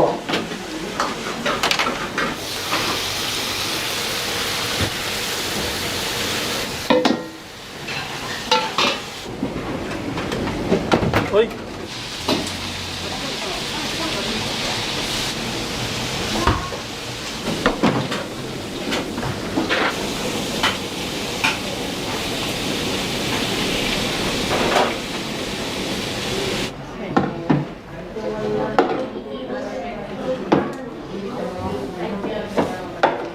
中華やめたわよ。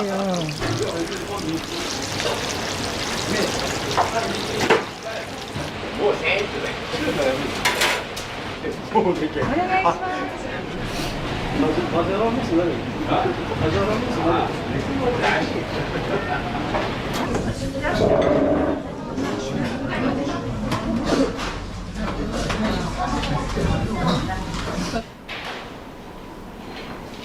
手作りですね、これは。55個ぐらいしかできないんじゃないかな、1日。一生懸命やってる。だから夕方ぐらいに売り切れてることが多い。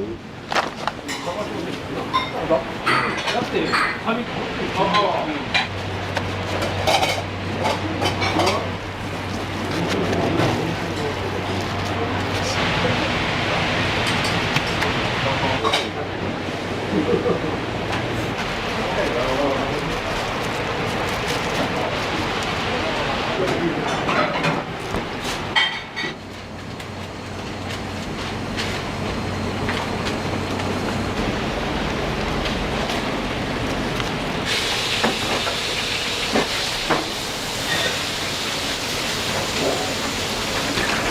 まれてくるの。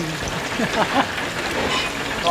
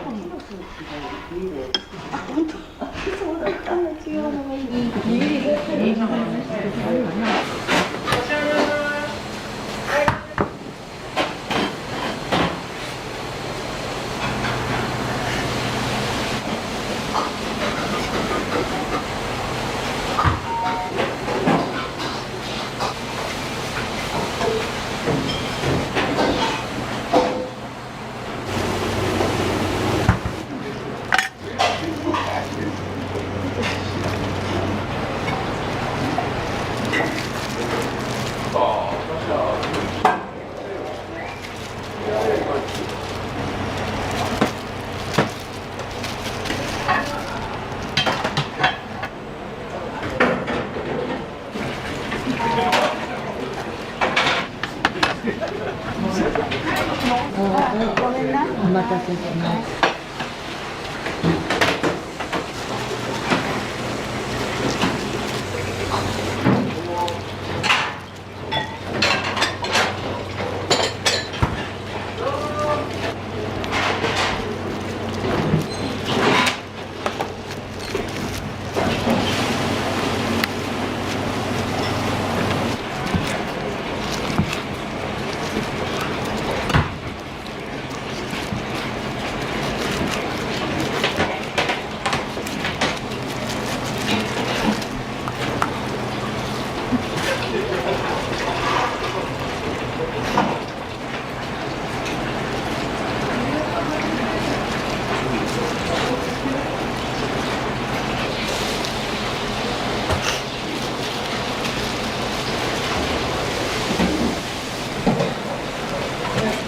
わさび。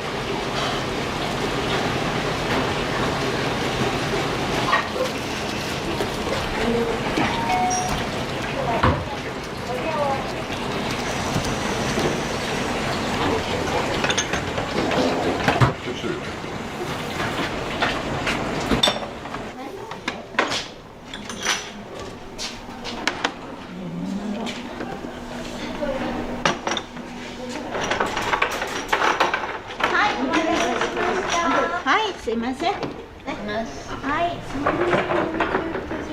美味しい。美味しいね。美味しい。貝汁が美味しいよね。貝汁。私もこれが大好き。料理もね、何でも美味しいよね。ここはね、もう私たちね、ちっちゃいところから来る。ね、もう50年前。そうよね。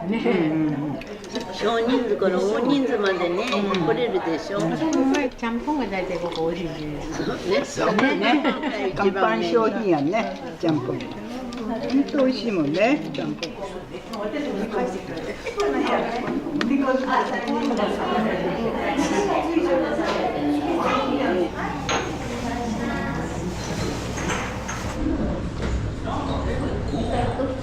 ちゃんぽんにする。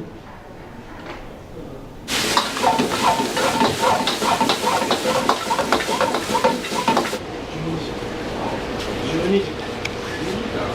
今日が強い。強い。あれにしちゃいけない。あれは強いなんですよ。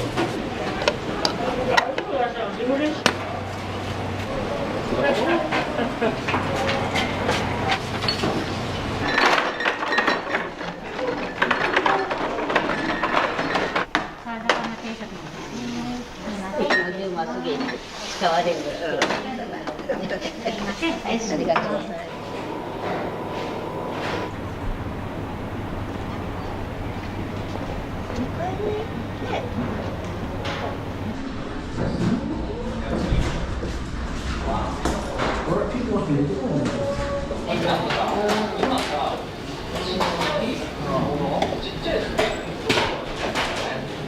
ちゃんぽん用の方ですか？大盛りちゃんぽん用。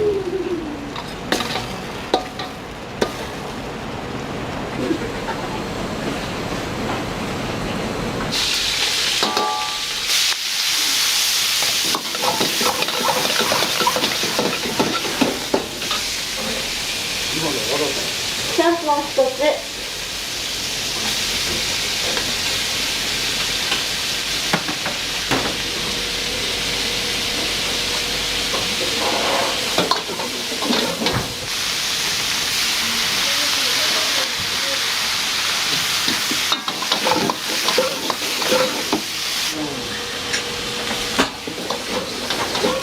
これお中杯。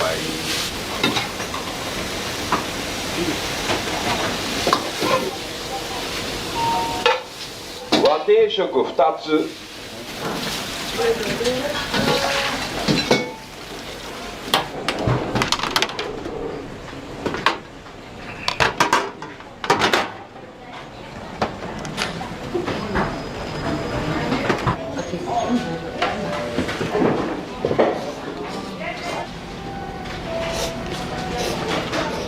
うまい。美味しいです。美味しいです。ありがとうございました。昔は本当にちゃんぽんだけしかなかった。辛いやつとか味噌とかホルモンとか後から作ったんですよ。和定食1つ、親子丼1つ。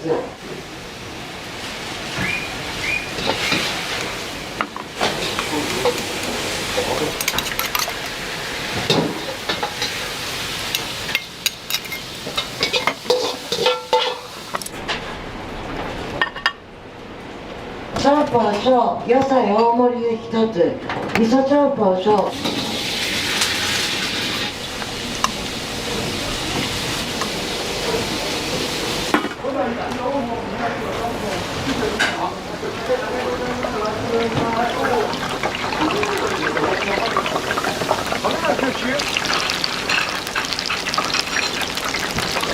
コロッケ4個、ちゃんぽん2つ、中華丼1つ。こ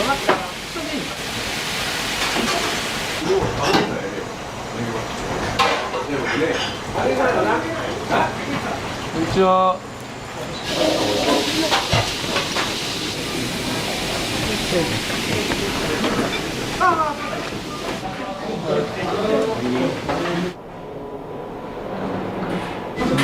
最高です。注文してる。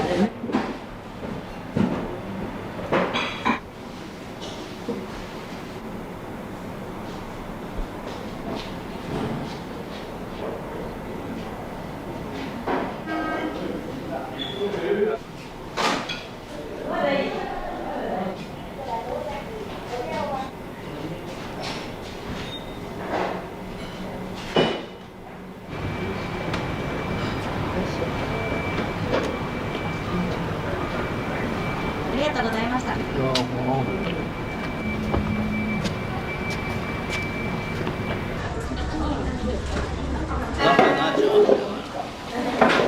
噌、洋醤油、野菜大盛り。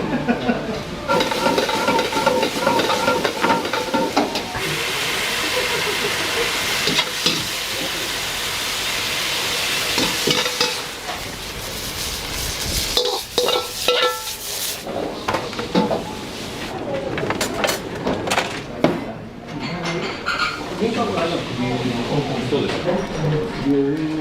週1ぐらい。美味しいですよ。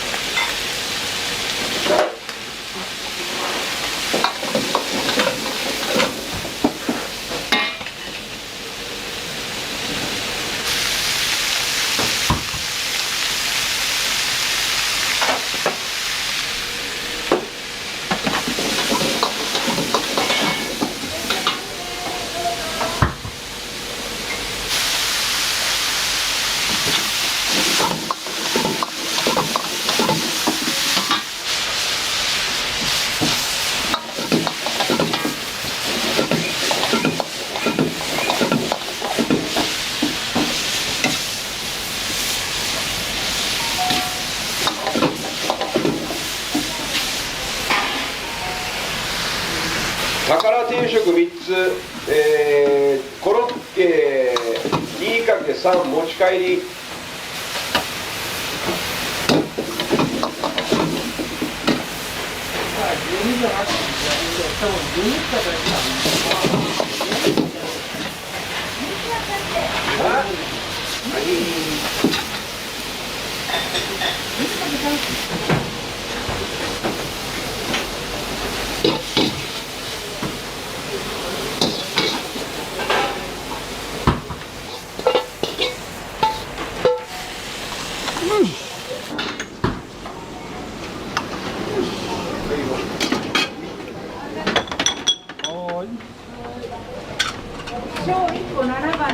はい。ありがとうございました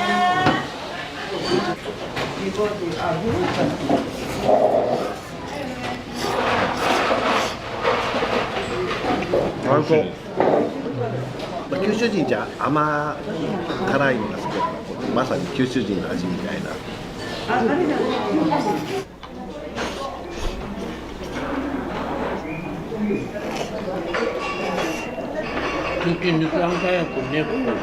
コロッケ4個、ちゃんぽん2つ、中華丼1つ。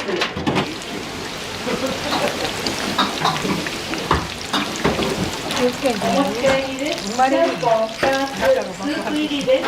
待ってます。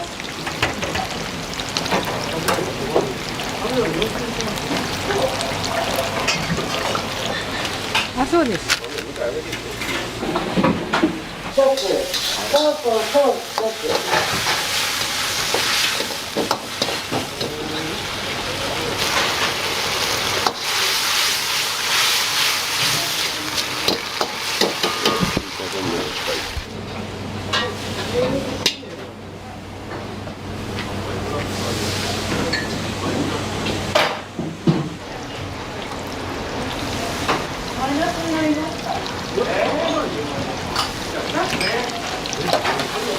初めて見たのに、カルババレンタインデーどうして待ってる間に。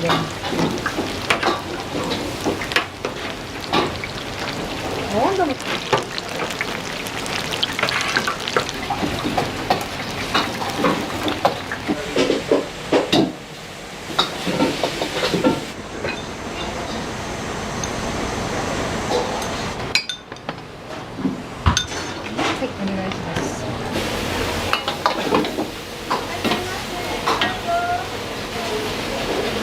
ちゃんぽん小一つ。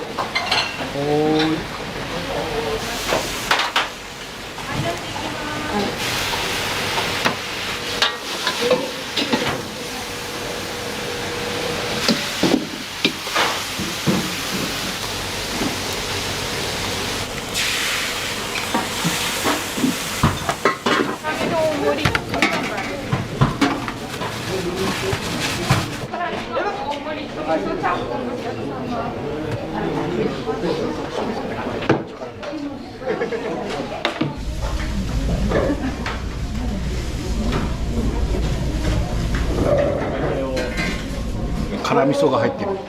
辛味噌。うん、辛味ちゃんぽんですね。温まります。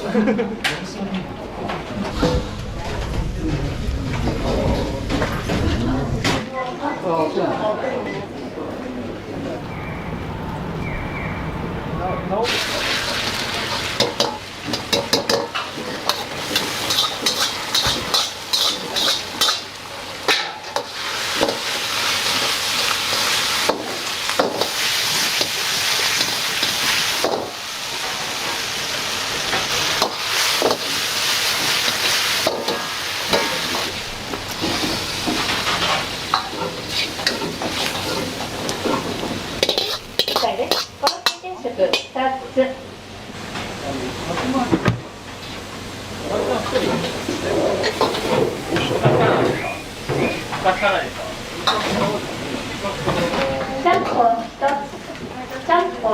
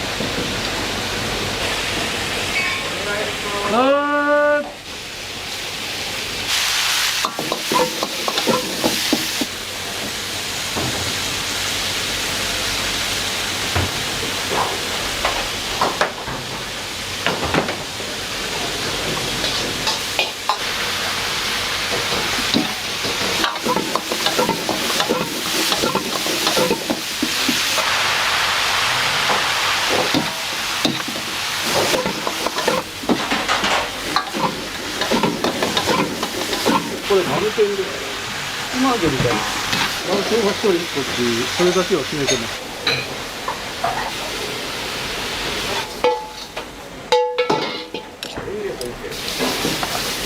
今日が10番。今日が10番。じゃあこれ4番に行ってもらっていいですか。はい、お願いします。ちゃんぽんセット。ちゃんぽんセット。お決まりさ。いや何でも美味しいけどね。いつも頼むのはちゃんぽんさ。うどんスープが元で、ずっと変わらない味ね。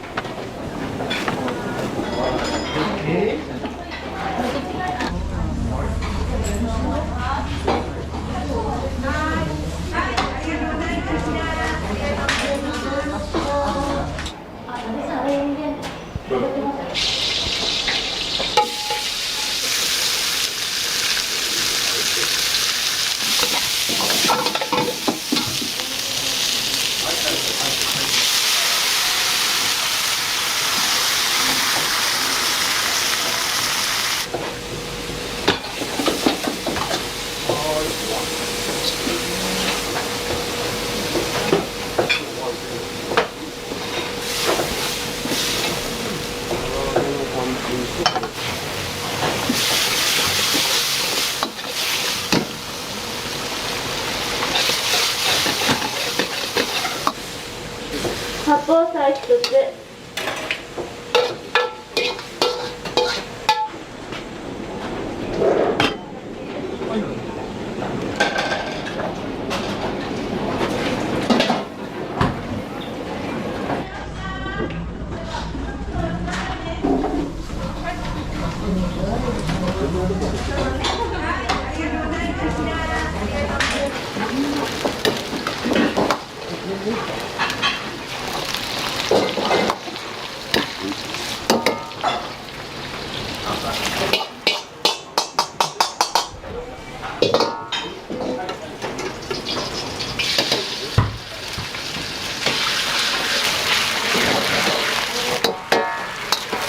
コロッケ2個、持ち帰り。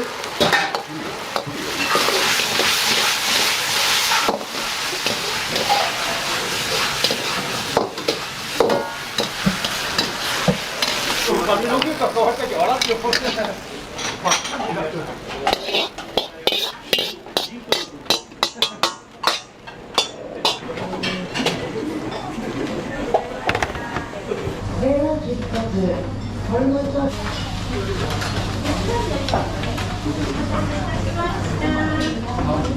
3個の大盛り1つ、川魚1つ。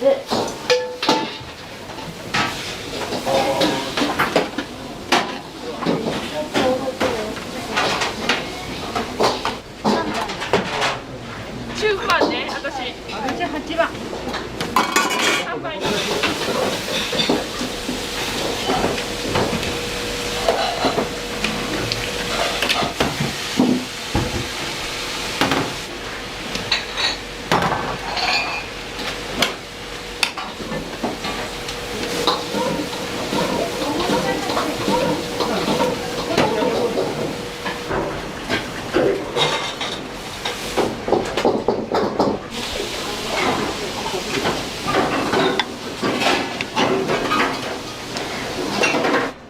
前菜ね。はい。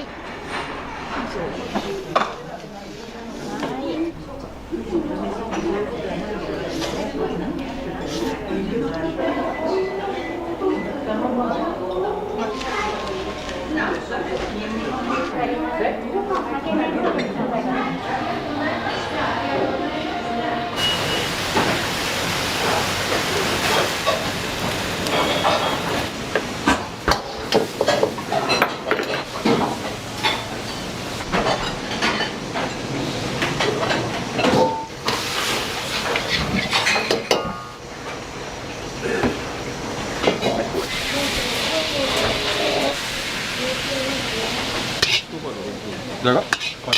？4つ入れるとか4つ入れるとか入れたらバカなことなんか食券の。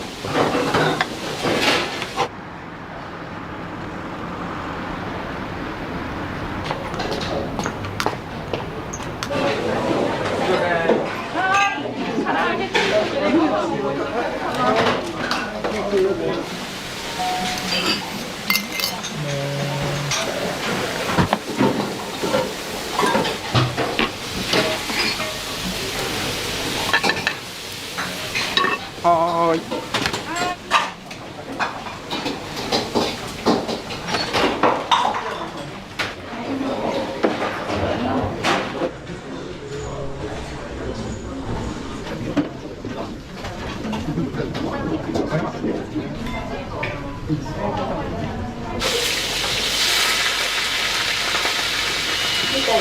天ぷらうどん。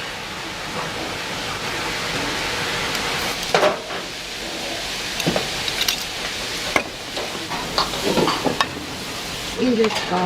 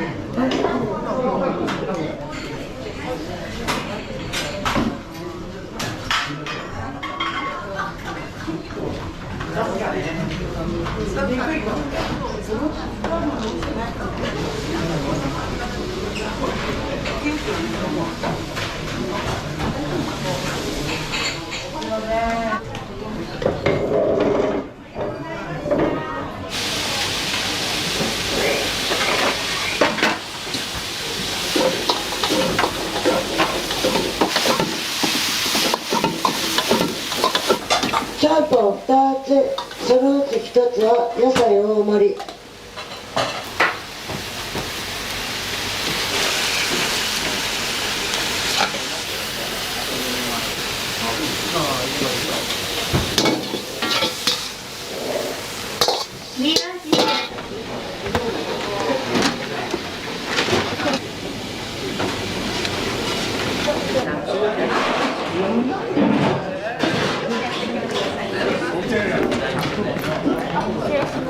だから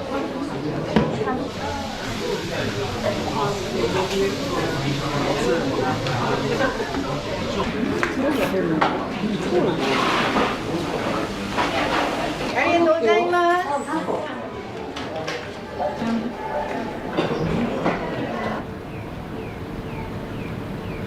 ちゃんぽん1つ、ちゃんぽん大盛り。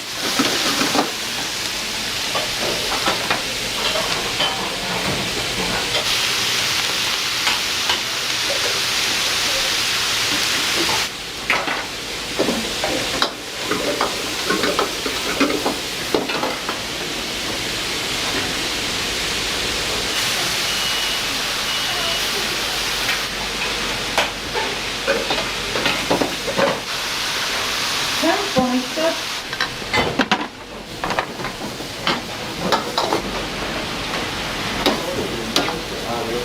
皿うどん1つ。最初の皿うどんと一緒やった。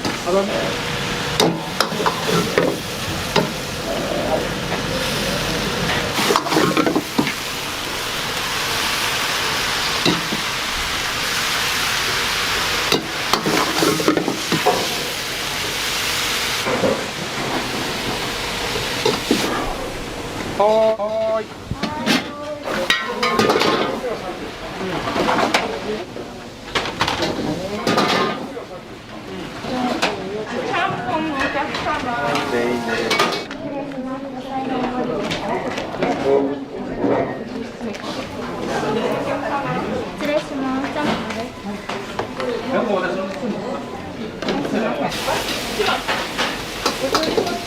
お醤油。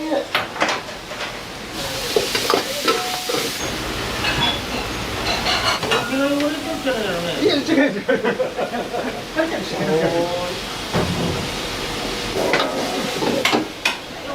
はい。トマト麺で。向こうが5割。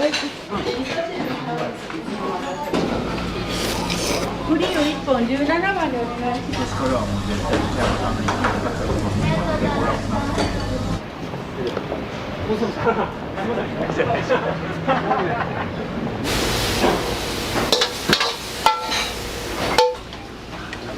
2つ揚げていきます。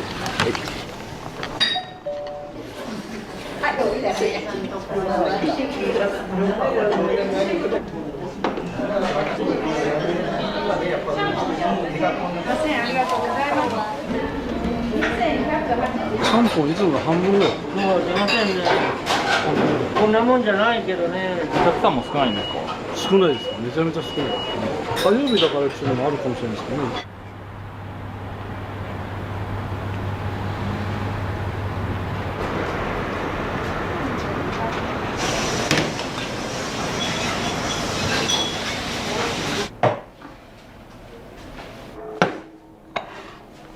これは懐石です。すみませんね。ありがとう。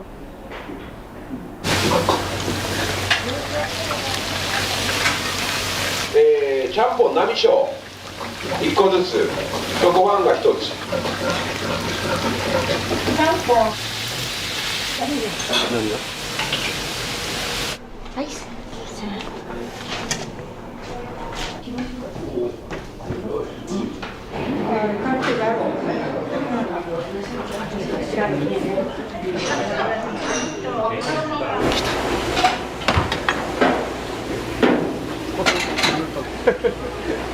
どうぞ。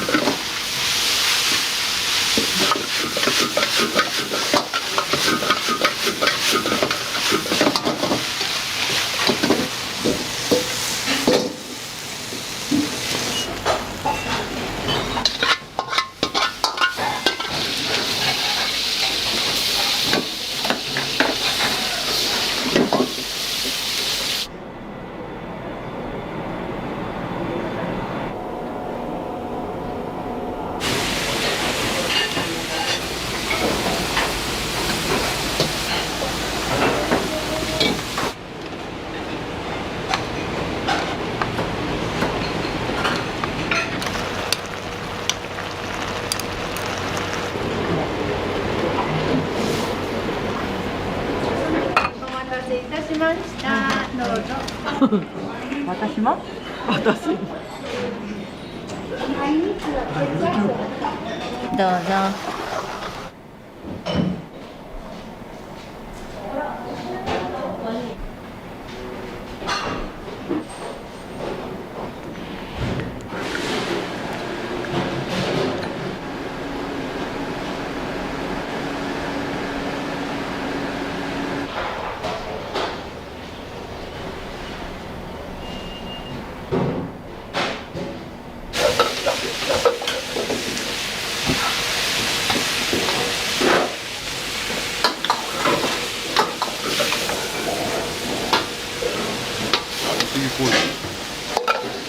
やりすぎた。小さなったけどね。あ、そう。かなり小さなったのよ。メニューはなんでこんなに多いんですか？うちの父親が大衆食堂が好きみたいで、昔東京にいた頃渋谷になんか大きな大衆食堂があったらしいんですよ。ここでよく学生の頃ご飯を食べていて、高級な量じゃなくて毎日来ても食べられるようなやつがいいとかで、学生さんには大盛りとかサービスしてたんですよ。でだんだん量が多くなって、ちゃんぽんも量が多くなって、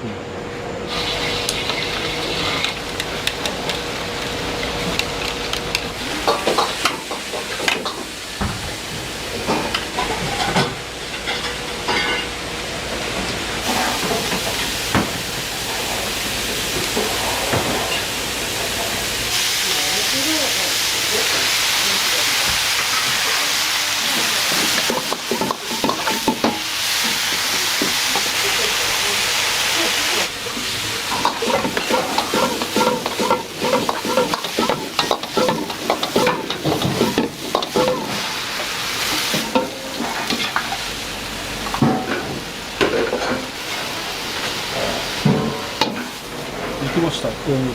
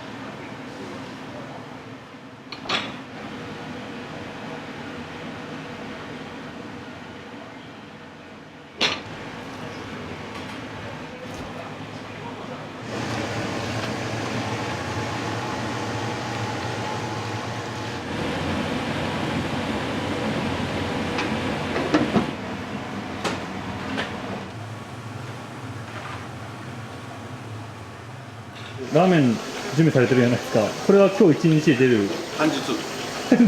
見たくないばって120。ナビがね、大盛りが30。ああ、もうこういうとこはね、早くて早く食べて、さっと仕事に戻るみたいな。そういう人が置いてる。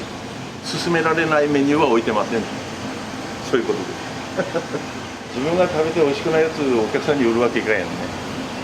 それだけですよ。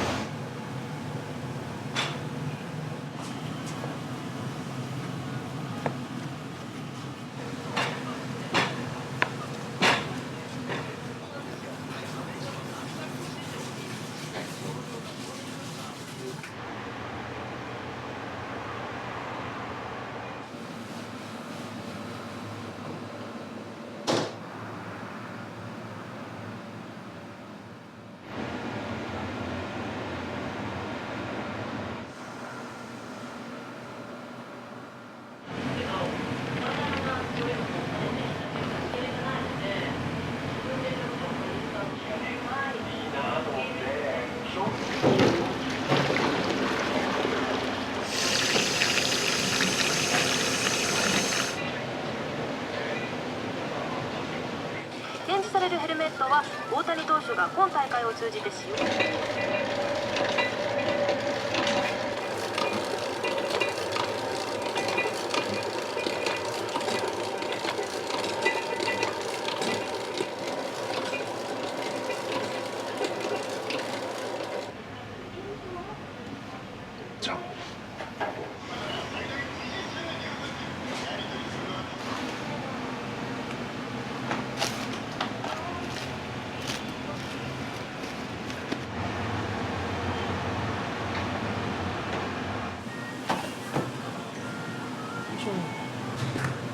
食事するとこきれいかがよやろ。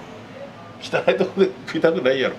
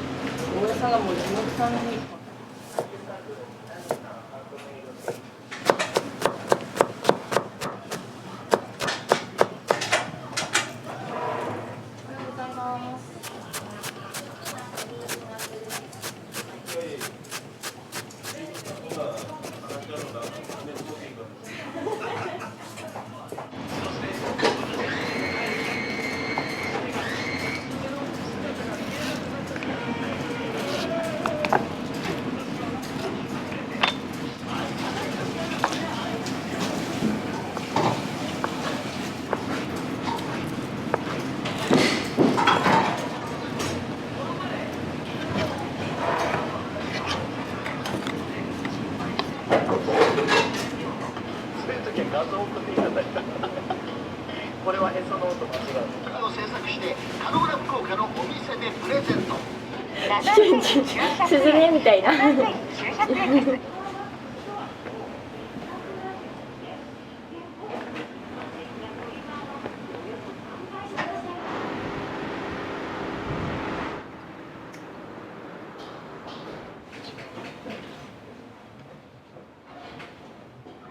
スイッチが入ります。前掛けしたら。お待たせしました。どうぞ。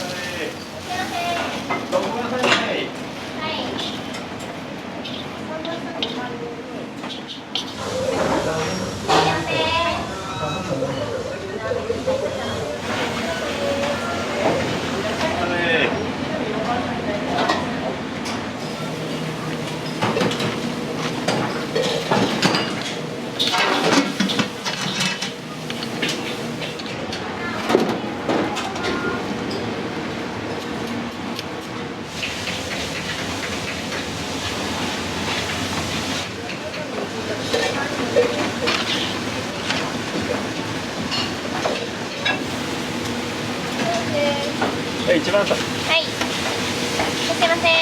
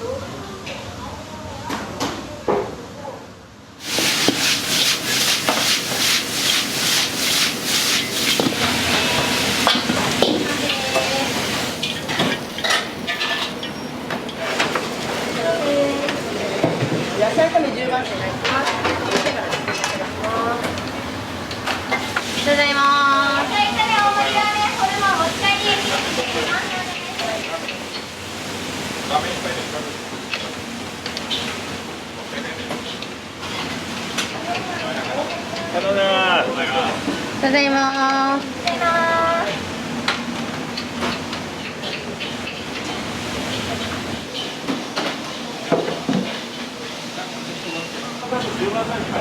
い。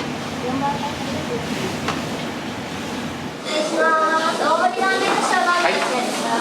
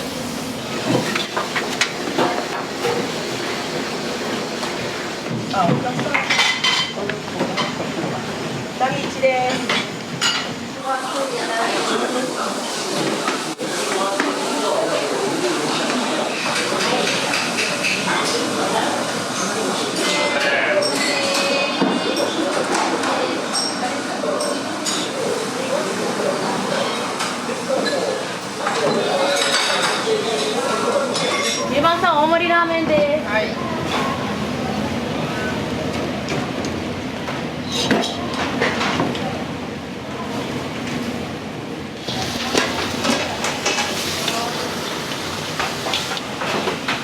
お願いします。はい。7番さん右奥です。ちゃんぽんですね。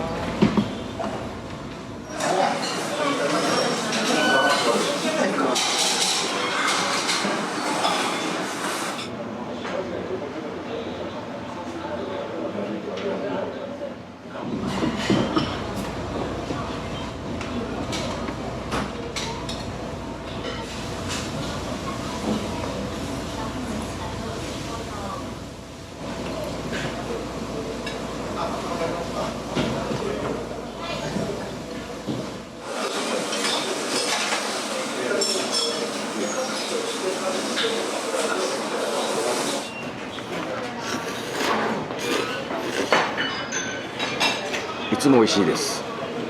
ありがとうございます。大将。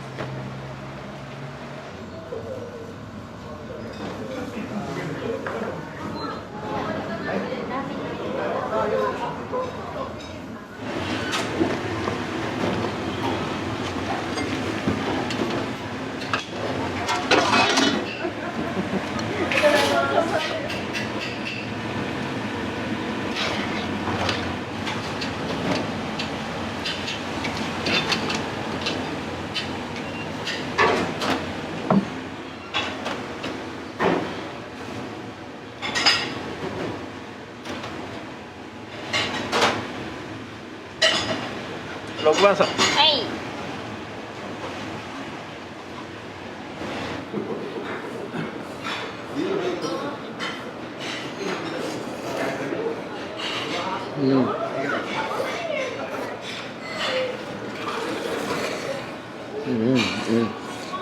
お店にはよく来られてる？いやいや初めてなんですよ。初めてですか？うわ美味しいってからが聞いたから来たんで。スープがしつこくないね。まあね久しぶりにラーメン食べたかったよ。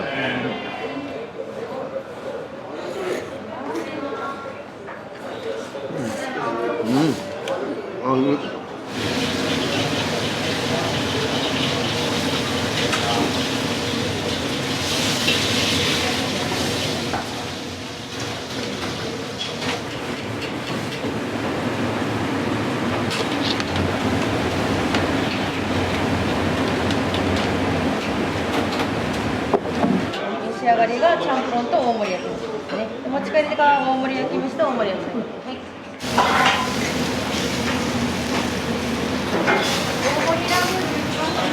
はい。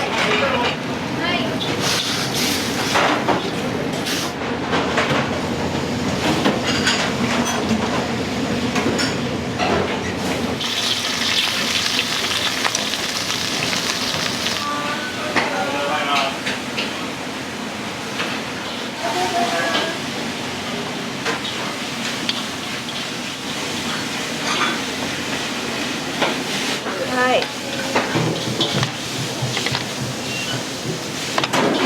ですか。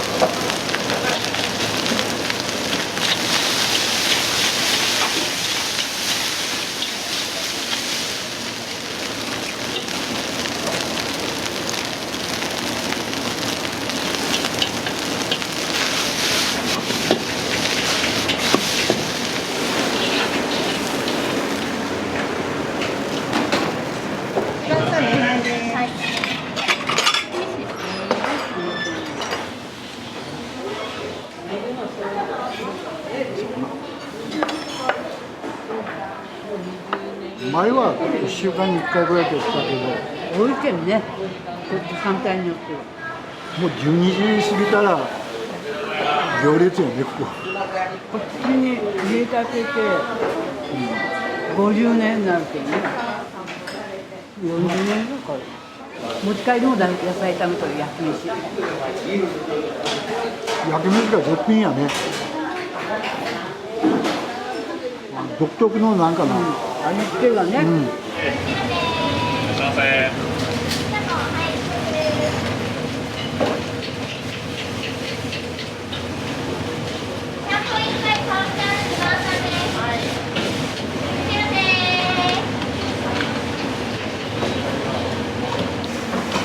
カウンターの4番さんと10番さん固め。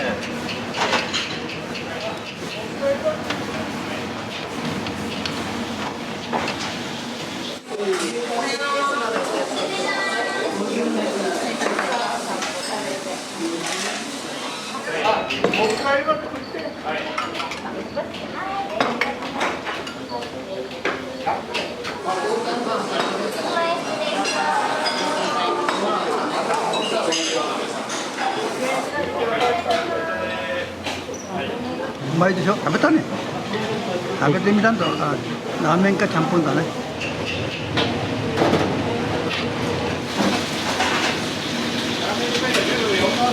はい。取ります。はい、どうも。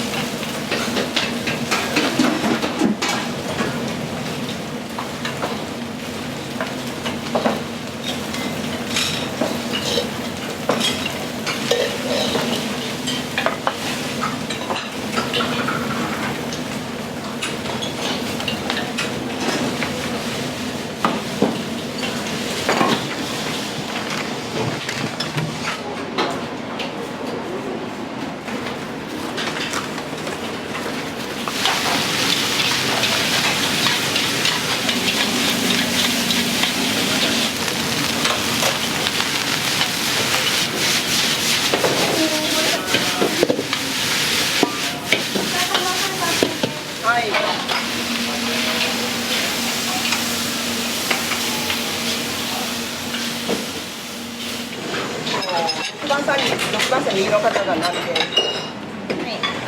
2番です。はい。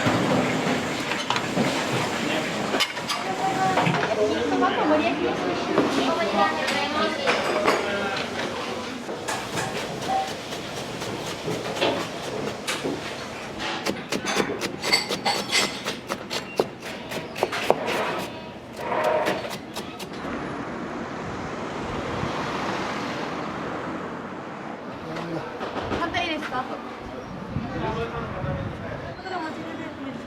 ちらでお願いします。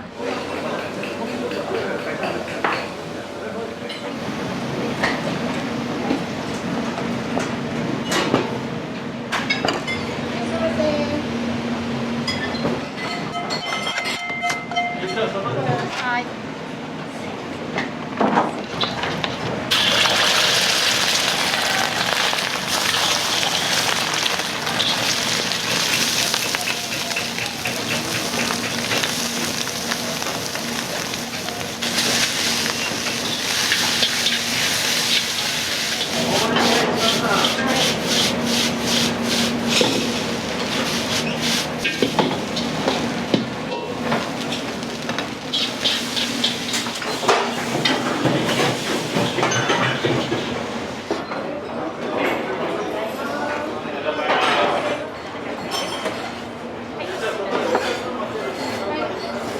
お店には結構来られるんですか？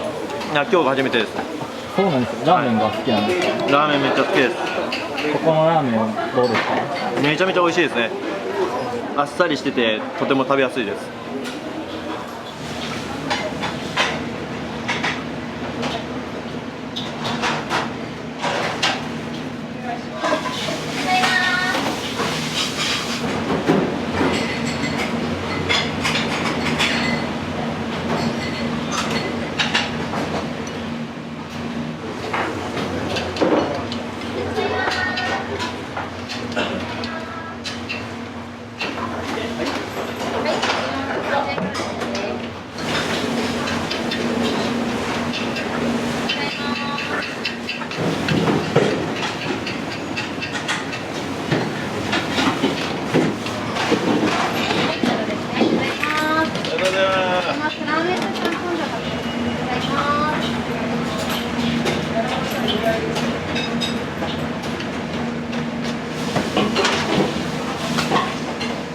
7番さんにカ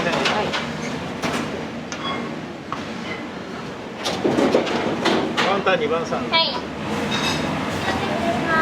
青森ラーメンです。青森ラーメンと証明してください。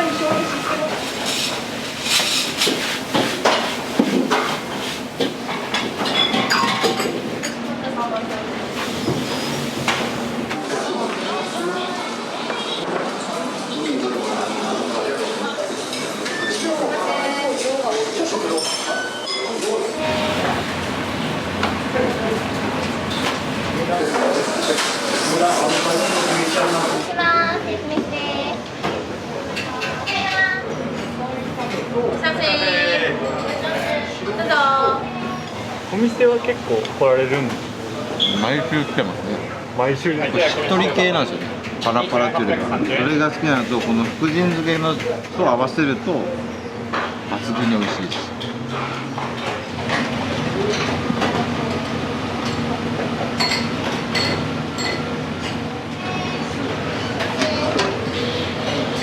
お出し切りよかったらどうぞ。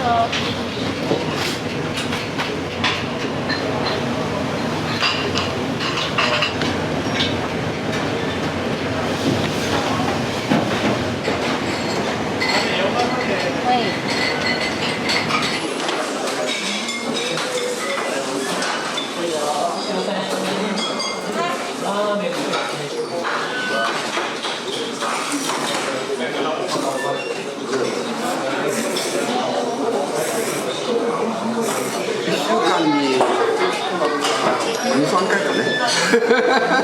結構常連さんです。だからもうずっともう長い。あ、もう何年も通われてるんですか。もう何年もなるね。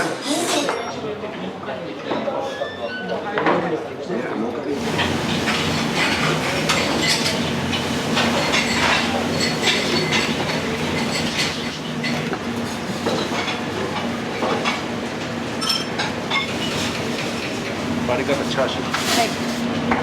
バリカタチャーシュー7番。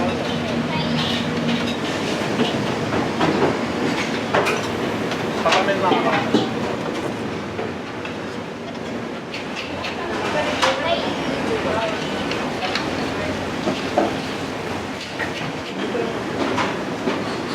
大盛りカウンター4番さん。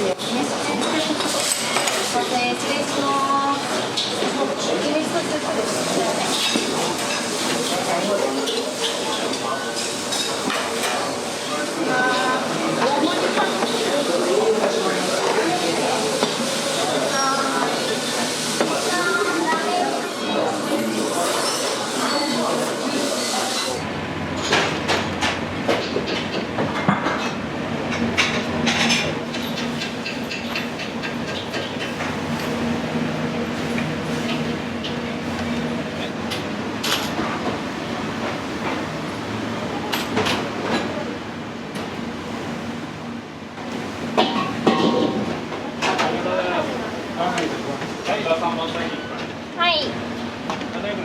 真ん中にいいです。船ですか。しゃべらなかった。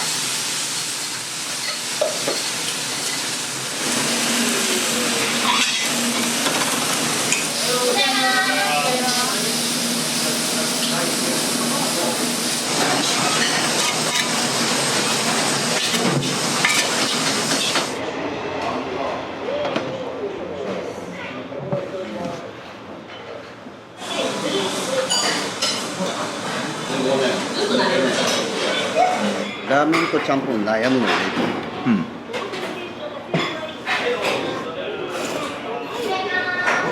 どっちを頼むことが多いですか？ラーメンとちゃんぽん。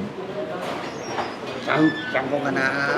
俺もちゃんぽん多いな。ここ見たらほら、お客さんが食いよきん、あ、やっぱりちゃんぽんにしようってなってるけどね。